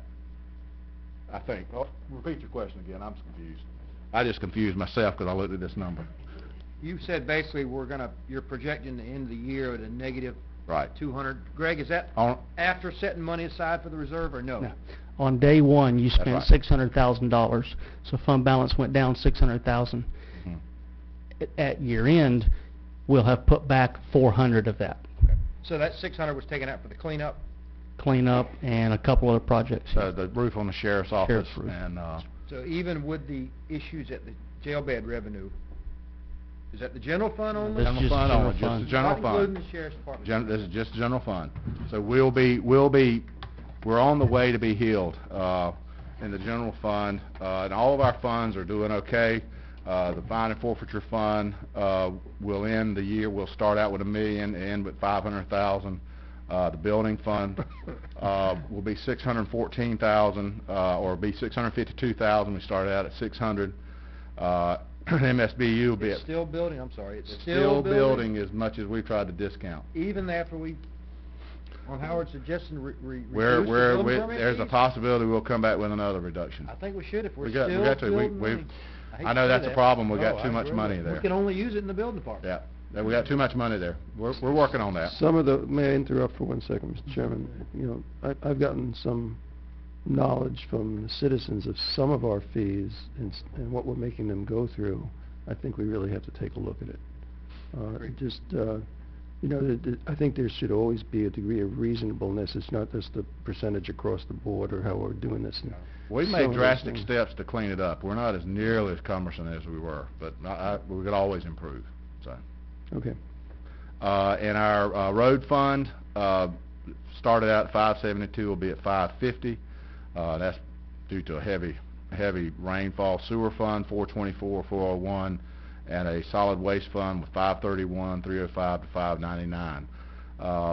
So we're doing good from that standpoint, but I must warn you, as you say, the fine and forfeiture fund had a $500,000 loss this year. We can only stand that for one more year. What's your projected loss for the year end, 500? Yeah, it'll be at, that's right, 503. Their fund balance will be at 503. We've also got FRS just came in today, the FRS rates, and that is a big hit, and we're Really? calculating that now. Our CHP is going to be a big hit as well, our health insurance, because not only health insurance increase, but certain portions of the Affordable Health Care Act kick in next year, and that's going to hit us. We're not sure exactly what that is right now. It could be up to as high as 8%, which is a big number for us. Pretty hard to swallow when you have new. That's hard, and that hits not only us, but that hits the sheriff's department. That hits every constitutional, hits everybody. So We have no, and our ad valorem tax revenue is still going down, right? and and that was the other thing is our ad valorem tax revenue Worse. still is going down by 3%. Even next worse year. than we projected. Yeah, it's worse than it seems to be at this time worse than we thought. So going back to the projected deficit of 500 and some odd $1,000, and that we could only stand one more year of this, what needs to be done? Well, the sheriff has taken some steps to work towards that, based on just a high-level projection we did today, I did today, by the projection that by what he did in his proposed budget for this coming up year, the first draft of proposed budget, he will have a $103,000 fund balance at the end of next year. That's assuming that he spends at the level he projected in his budget, and as well as we get the $2 million from ICE. Naturally, if that ICE revenue comes in more, that fund balance will be more. If it comes in less, it could be less. Did you factor in his increases in FRS and health insurance? We got, we across the board, we factored, over constitutional, and everybody factored 5% on CHP. We're waiting to see, because we don't know what you don't want to go to 8% when it's actually 6, so we're kind of waiting on that. So he's factored that in. Now, he had to change it today because he had not factored that in, so we factored that in, and it's the FRS will, that's going to hurt, and that's what we've been worried about the whole time is the fine and forfeiture fund will kick it in, and which means the general fund will have to pick up the difference. Even with the cuts he's proposed in his proposed budget, he's still, not he, but the fine and forfeiture fund is still going to be eaten into its reserve. Yeah, and we've actually kicked in money. In next year's proposed budget, so far preliminary, I've kicked in money I've increased their funding from the general fund and slowed our fund growth down. In fact, we're going to stay right at almost at fund balance. And so anyway, we don't need to get into that discussion right now because it's not we haven't finished all of the final details of that. But I just wanted to give you an idea of where we stand today. Good news is, from this year's budget, we're in good shape. Okay, we've made some moves that have put us in this good a shape. We wouldn't have been here, but we had to make some moves. We may have one or two more moves that we end up having to make, but as of right now, we're standing good. So no furloughs this year at the clerk's office? No furloughs at the clerk's office. So anyway, the sheriff's got, I think, 100 ICE prisoners now also. Right. So he's he had 100 ICE prisoners as of Saturday night. So if he can maintain that, and that's up from what, 80? Yeah, well, it's been all over the board. I know, but he was running around 80 in the 40s there. Right now, we're on a pace of $2 million. Now, if we can maintain that 100, that'll put us on a pace of about 2.2. Okay, which makes a big difference because that goes straight to fund balance. But we don't need to assume that it is going to stay that number. Is my point. That's the problem. I wish it would, and that solves a lot of ills. Yes. Okay. Sorry about that. Thank you. Is that, you got anything else? No, that's enough. All right, we'll go into the discussion. I'll go ahead and lead off the discussion, commissioners. Oh, I'll back up. Thanks for reminding me. We have citizens be heard for the second portion. Thank you, Randy. John Shaw. Tarred and feathered. Yep. Yeah, after all that good news, Dave, I don't know if I want to come up and say anything. No, I just want a couple things. We were referencing the nonpartisan elections and what the Charter Committee's been doing.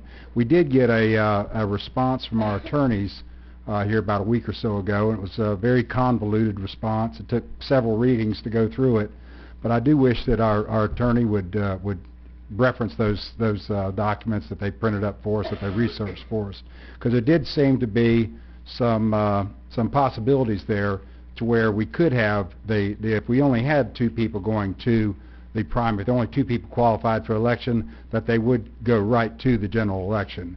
There's been a number of things with charter counties. I can't get into, I haven't read it in a week and a half or so, but where they've made certain special conditions in other charter counties that dealt with the election process, and the attorneys that y'all selected for us did feel like that there was a very good possibility that if we did that, that it would be approved. So it's just something to look at and consider.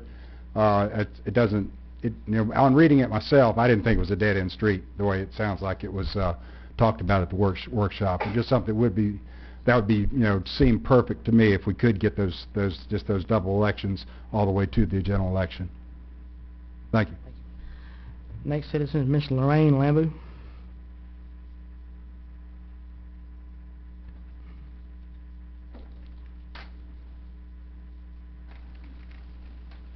Lorraine Lambu. I live at 272 Pine Lane. I bless you, gentlemen, each and every one of you. I pray for you all the time, as I pray for myself, that we'll all have wisdom, knowledge, and understanding of what's the right thing to do. I want to make a comment about a lady who came to this podium and spoke about Dr. Kessler not coming to my aid. He would have had to jump over this desk right here. There were so many people right here.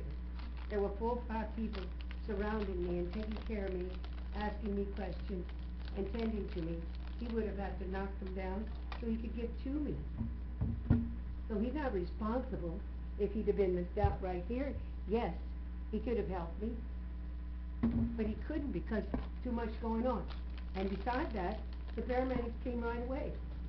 I don't know if I passed out or what, but I was out for a minute or two and then came back to and I could see what was going on.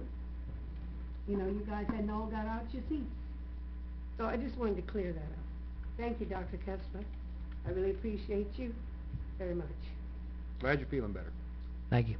Yeah, I'm feeling great. Don't I look great? Oh, yes, you do. Just got a little bump right here. Mr. John Trice.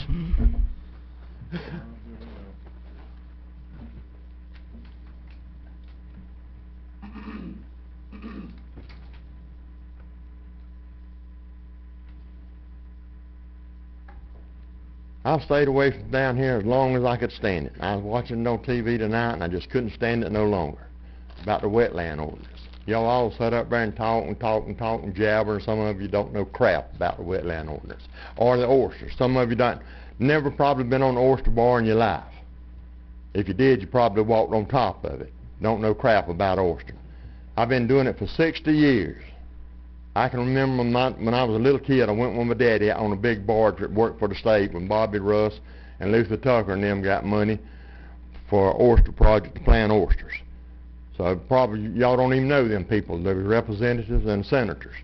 Y'all don't even know them. Randy Merritt was in Texas, hadn't even been born. Rest of you wasn't here. Tell people. And so y'all don't even know what you're talking about when you're talking about oyster and shit. So, excuse me, I slipped out. Yeah. So they need that fresh water that y'all gonna try to mess up now. You see, if you kept up with it, in Apalachicola, the oysters died because people was cutting it off coming down the river over there. And you're gonna keep messing around with the wetland ordinance in Wakulla County till you're gonna do the same thing to the oysters in Wakulla County. They got to have that water. And if y'all mess up the wetland ordinance and all, you're gonna mess up the seafood industry in Wakulla County. And they ain't one of you that sits up there that don't like seafood. Every one of you likes seafood. And you can mess it up. And people is going to build in wetlands. And y'all talk about these people that want to build in wetlands and don't want to build in wetlands. They have theirs and they don't have theirs now. The county does, y'all talking about you don't mess up people with land. That's not true. I'll show you a fine example of where y'all sitting up there lying. Because up there where I live, I got 5 acres. It's not supposed to be divided. The people right across the street from me divided theirs in 2.5 acres. I came down there to the county commission office and told them I wanted to divide mine. They told me, oh, you can't do that. But when I got a copy of a paper I got from the county commission, from the office down there one time, with Ron Maury's name on it, the people across the street divided theirs and sold theirs in 2.5 acre lots. But John Trice can't divide his because he aggravates the county commissioner and all too much.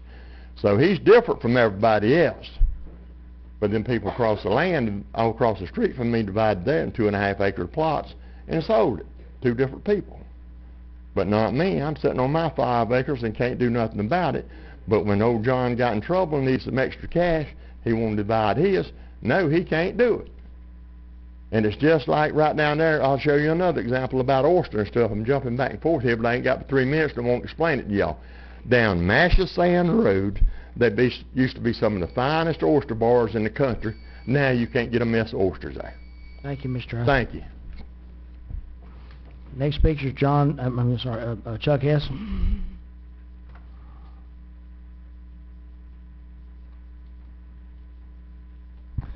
Well, I get my 3 minutes.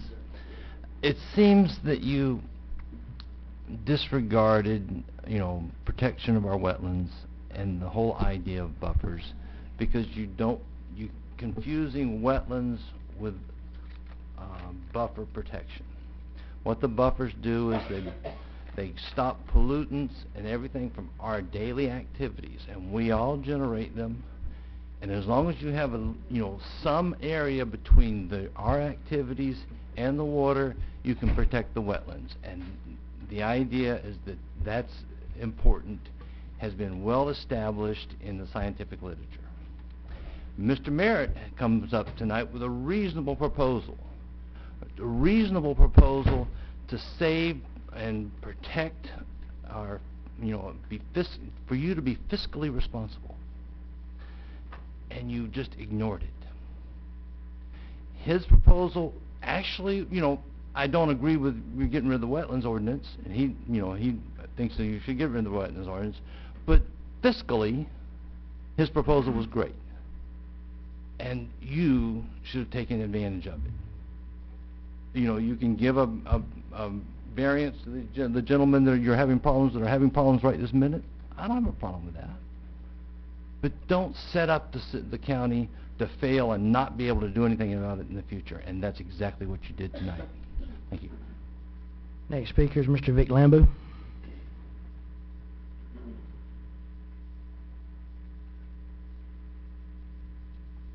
Vic Lambu.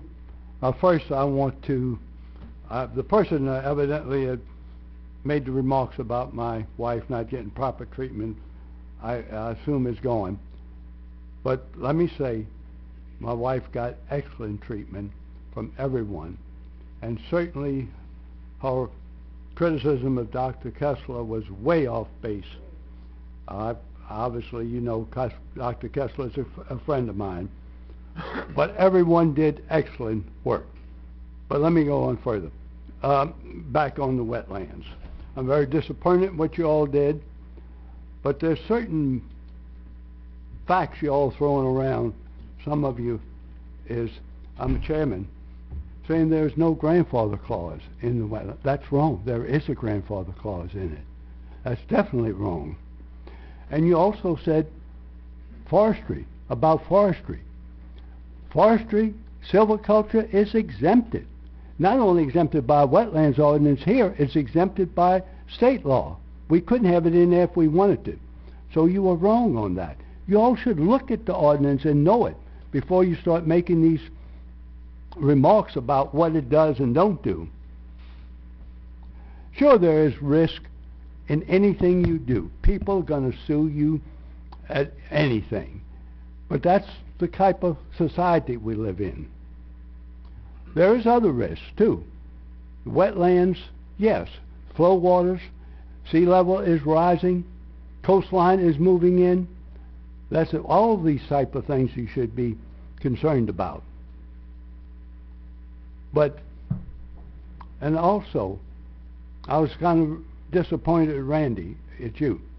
You made some very derogatory remarks about people. No, usually you don't do that, including me, because I stand for the wetlands ordinance, and I think you was way out of base, and you should apologize. Thank you. Our final citizen be heard is Hugh Taylor. Goodness.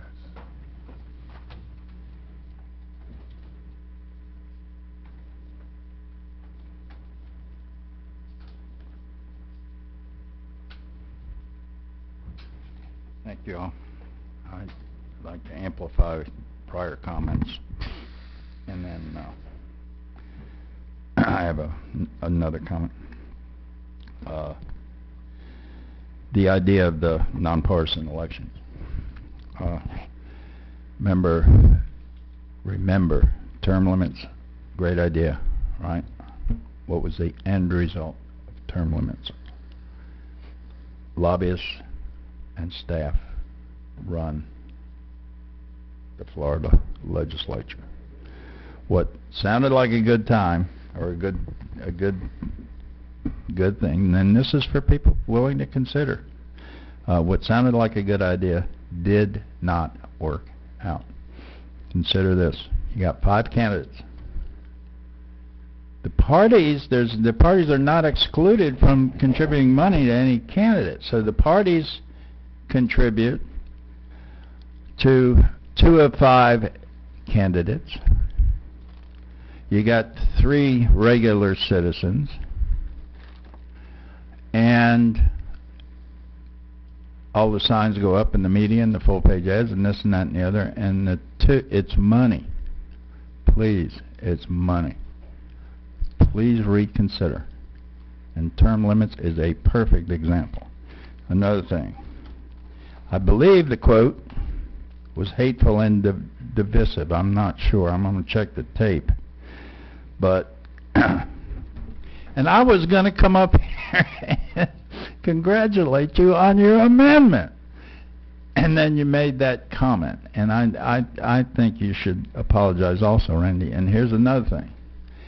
If you would bring it back as a commissioner agenda item, I'd certainly, I mean, who am I, but I'd support something like that, like Chuck. I would support it because that's a bet I'd take, gentlemen. The minute it's voted out, it's repealed. That solves an awful lot of problems, and you did come up with a good idea.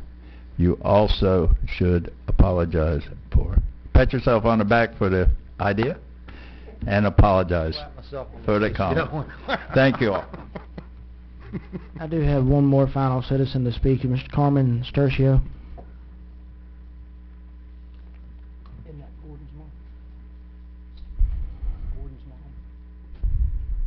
Hey, I'm Carmen Sturcio, Sop Choppy, and I missed a lot of what was said, and I'm not really prepared, but I just wanted to tell you that with this referendum, we got 30%, 1 out of 3 voters to sign this paper, and I feel like that you all are working on your own agenda and not listening to what the people are saying. I think it should be put to a vote, and you should work with the people instead of just thinking about what you 4 people want. I mean, you represent this county. You represent the people. It is going for a vote, isn't it? Yes, it Okay, is going to go for a vote. It is going to be a referendum in November on the ballot for all the citizens, for 100% of the registered voters, to vote one way or the other in November. Okay, that's all of our citizens to be heard. We're going to the commissioner discussion items. I'll lead it off. One thing I wanted to address initially, earlier in the meeting, there were some citizens that were here. They were speaking about the road there at George Comp Road, and that's something that it's indicative of several problems that we have around our county. But I have worked with them several times in order to try to resolve it. But my hands has been tied for the simple fact that their road is a private road. Now the road is in bad shape. Their road they was talking about, that road is in very bad shape, and I feel for them. That my hands have been tied by our rules by the fact that it's a private road. There's no easement. It's not county maintained. They live at the end of the road. The road goes through 2 other property owners before it gets to their property. and the two property owners who own the major portion of the road that is messed up has not given the county permission to come on the road and actually fix it. So even though the road really needs to be, the road is in bad shape, the road needs to be fixed, but we have not been able to actually, as I was explained to by David and by Cleve, you know, in this situation, you know, we can't bring our equipment, our county equipment onto a private road whenever, to fix a private road whenever we don't have permission of those who own the property. Even if they did give us permission, we couldn't go on there, because if we do it for them, we need to do it for everybody. There's still public funding problems with it, but that's definitely the first. Yeah, I mean, I just wanted to give a history of that. I have been working with them, and David can tell you, and Cleve can tell you, I have done as much as I could to try to resolve it, and I feel for them because their road is in bad shape. But there's other roads in the county that are in the same situation where it's a private road, it's not county maintained, and this particular road is owned by several property owners who have not given us permission. So, anyway, going on to the next thing. Earlier today, I received this from a group called the Tallahassee Chapter of the National Federation of the Blind. They're making an application sponsored by the Division of Blind Services to secure tools that will allow blind people to overcome barriers to living like everyday people due to challenges created by vision loss. Through the Everyday People grant, people with blindness, vision loss in Leon, Gadsden, and Wakulla counties can receive tools and training that will enable them to overcome the barriers created by blindness, vision impairment that hinder them from performing everyday life activities. The membership of the Tallahassee National Federation of the Blind is composed of competent people who are blind and who use assistive technology and alternative techniques to overcome barriers that negatively impact their ability to live full and productive lives. The Everyday People grant will enable Tallahassee National Federation of the Blind to assist qualifying persons in Leon, Gadsden, and Wakulla counties who are blind, visually impaired to secure the tools and support that will enable them to enjoy life like everyday people in the sighted world. What they are requesting, that they have a grant that they're going for, that they need to have a submission deadline by May 9th. They're asking for a letter of support from the commission in order to support their efforts to get this grant. And if they get this grant, it will benefit people in Wakulla County. And I want to, you know, I want to ask if we vote on this tonight, you know, it would take a 5-0 vote to do it. But if we could get a motion and a second in order to have staff draft a letter of support. Just a letter of support? Just a letter of support. I'll make that motion. Second. About Okay. 3 seconds, that's 6, right? All right. So, all in favor of the motion? Aye. Aye. The motion passes. Thank you. That's all I have. All right, Randy? Okay. Four items, real quick. When Mr. Lambu specifically, when I made my comment, I told Ralph specifically, forget the hateful and divisive comments. I didn't mean, certainly Mr. Lambu is a gentleman, I didn't mean you, but there have been some hateful comments made. And all I was trying to say is let's move beyond that and focus on what's there today. So if I offended anyone, I'm sorry. You too. Second, I wanted to bounce an agenda item off you guys. When we had this family enclave issue come up, I personally think that issue could probably be resolved at the Planning Commission and not make them come all the way to the board and wait another couple of months. I agree with you. So if it got support, I was going to bring an agenda item up to just say, if they make Planning Commission, then it's approved and don't need to come to the board. That'd save them, what, a month or so at least? A month, yeah. What if we 5-0 it tonight and it doesn't even have to come back? All right, I'll make, It's gotta, it's in the Still an code. ordinance, Heather, Yeah. it's a stick in the mud, ain't it? It's in the code. Nice try. Heather, are you saying that it's in the code, it's got to come beyond the planning to us? The code, we have to have a public hearing. It's got to be an ordinance. Yes, it's gotta be an ordinance Okay. amendment. I'll bring back an agenda item then, but I think it'll pass. I support it. I'd be remiss if I didn't mention Guy Strickland Road. I know somebody else had mentioned Cooperwood. Guy Strickland is on the paving list. It's been there for years and years and years. I got a call from a couple very nice elderly ladies about their road. They weren't very happy about it. And you know, I know we have funding constraints, but I just wanted to bring it back up. It's one of the top ones on the list, and possibly in the future, Cleve, what I had told him, maybe it could put some rock on it like we did. I tried to explain Lonnie Raker was a lot better. Again, I know there's funding constraints, but I wanted to mention I'd be remiss if I didn't. I got a call from DOT the other day. remember I mentioned about the no passing zone at New Light, C.J. Spears? They called and they did a study. They said they were going to double line it. So we actually got something done on that. That's it. On the roads, I've talked to a couple folks today on our county roads, and I'm sorry. But we're, with all the rain and everything, we couldn't grade roads for a while. We have 3 graders, and we're getting around to just as fast as Cleve and his crowd can grade them. But with 3 graders, we got so many miles road we can only hit them. We're in the process of doing that. They're grading just as fast as they can. So just, I'd ask the public to be patient. We've had a lot of rain and a lot of damage has been done to our roads. That's one of the impacts of the budget cuts we That's had to right. make a couple of years ago. We went from 5 to 3 graders, and that was a big impact. These are So the consequences. one of the things we're looking at is possibly bringing that, we got the road fund corrected, bringing back another grader so we could go to 4 graders to take care of that, but we're going to bring that to you guys.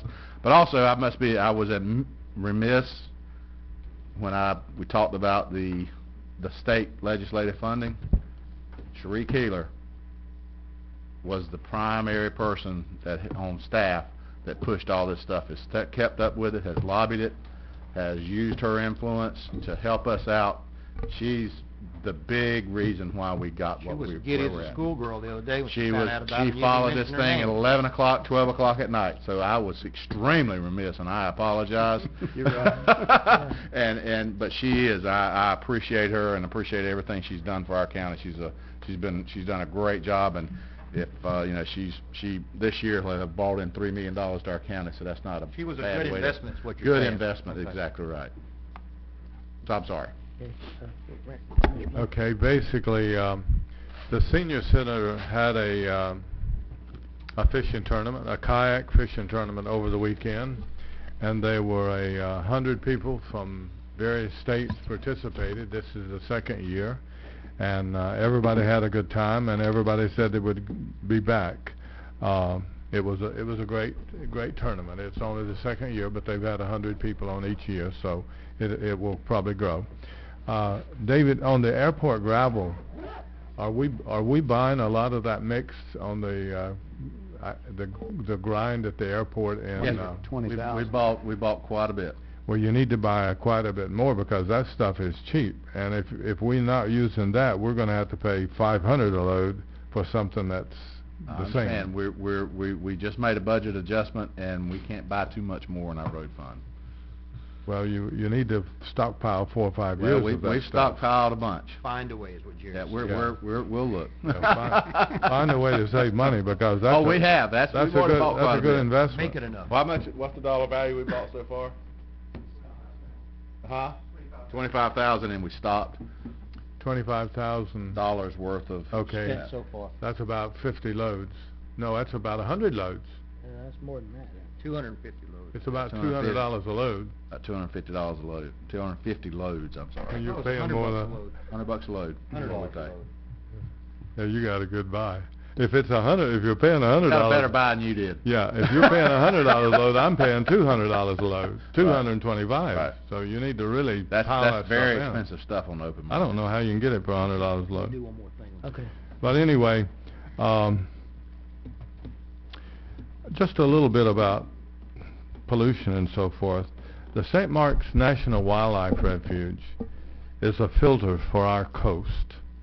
It basically primarily is below 98 Highway, but in certain areas it's above 98 Highway. That is 70,000 acres of filter with not a lot of residents in that refuge. Or even on the, we've got communities that are spotted around on it, but there's 70,000 acres of filter. In the Apalachicola, which is about 80% of our county, 622,000 acres of filter for our coast. So we have good filter, and we have to take care of the rest. But basically speaking, there is probably no other place in the country that has that much filter for our coastal waters and so forth. I hate to agree with a competitor of mine in the next election, Mr. Cushman, but I will give credit where credit's due.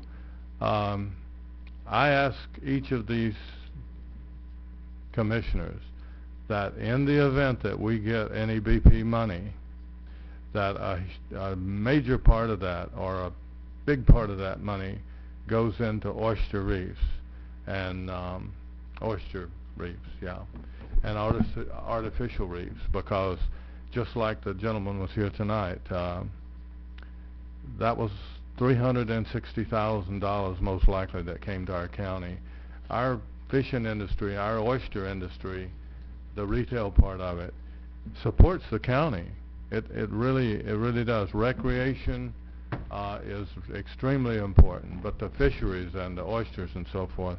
So just so that you know and everybody else knows, is that I'm going to, and I want you guys to help me with that, because oystering and oyster reef and fishing is the lifeblood of this county. It pays the bills.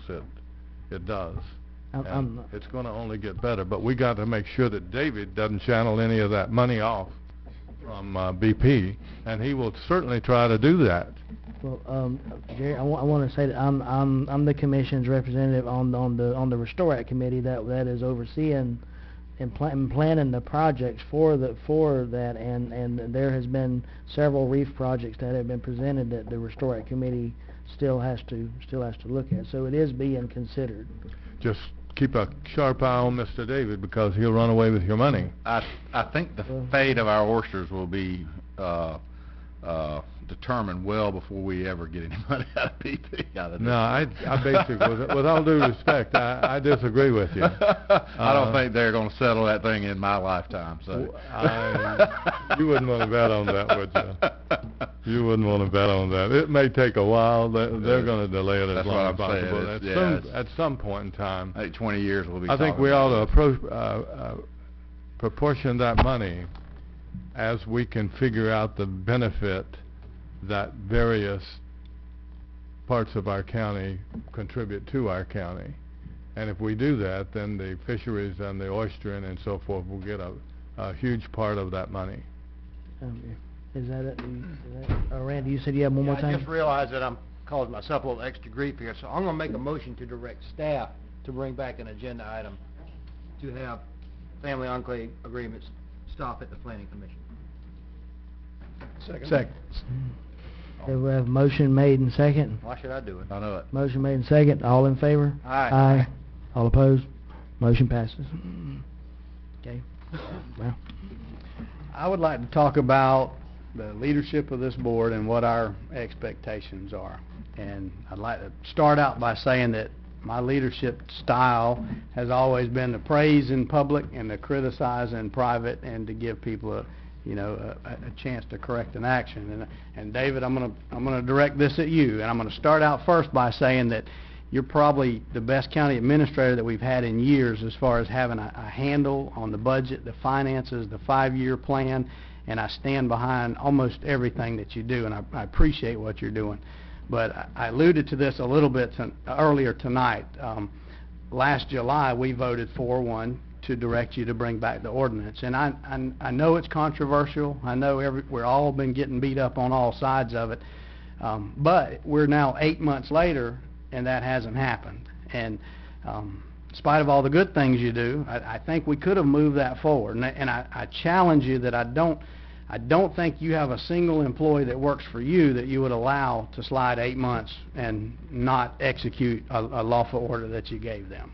And so, I'm just one person by myself, and this doesn't have to be any big deal, other than I think we need to get it out there. And if we don't address these things, it's not just a matter of you not doing what we've tasked you to do. It's a matter of us not doing our job and not willing to make these tough things. This is uncomfortable doing something like this. I'm used to working where I can go step aside and say, hey, we need to fix this. But we just can't do that in this arena, because he could tell me to just buzz off until you guys stand up with me. So I recognize that, but I do think that 8 months, for whatever reason, it didn't have to go that way. We were warned up or informed up front last July by our county attorney that both of those actions could have happened at the same time, so that could have been settled business in February. Doing it earlier it wouldn't have made the folks on the other side happy, but it would have put a larger gap there, so we wouldn't be in a situation where they're saying, hey, you're right here at the finish line, why change it now? So that's just from the, for what it's worth department, I'm just man to man, I'm telling you, and I gotta do it in front of God and country and everybody, so just, Not a problem. that's my opinion. I understand. Thank you. I appreciate that. Okay. And I'm sorry it happened that way. Thank I am. Do you have anything else, Commissioner? That's it. Commissioner Kessler? You don't have anything? All right, do we have any other, I got a motion to adjourn. all right, we have a motion to adjourn, second. Thank you.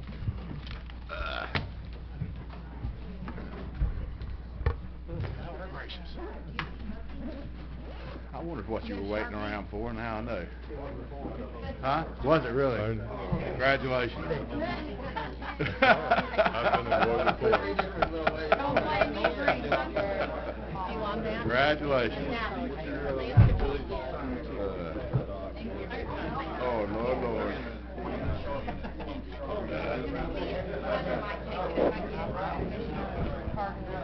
I've got the opinion. All right. Sorry, I just could read my I'm going to be mind. at the CRTC in the morning, so. Terry has signed it, Mike Falk has not.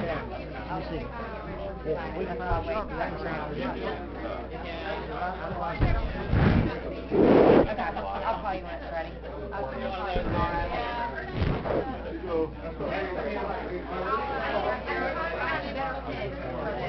That's what I was looking for, is that's not going to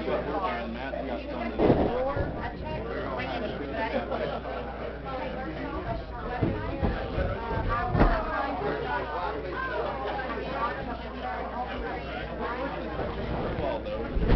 I don't, dude. You got it together well, you're doing a good job. Brent, do you have a Sharpie in your truck? I'm just saying in general. Oh, this is nice. You Oh, shoot.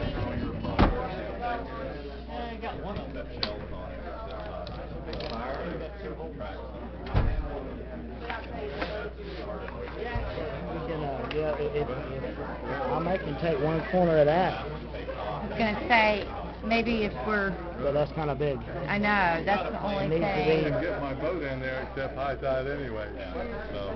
Wade went to look in his truck. Do you have just a couple Yeah, minutes? yeah, Okay. I got it. I'm glad we got through all Wade's this. going to look in his truck. Wade.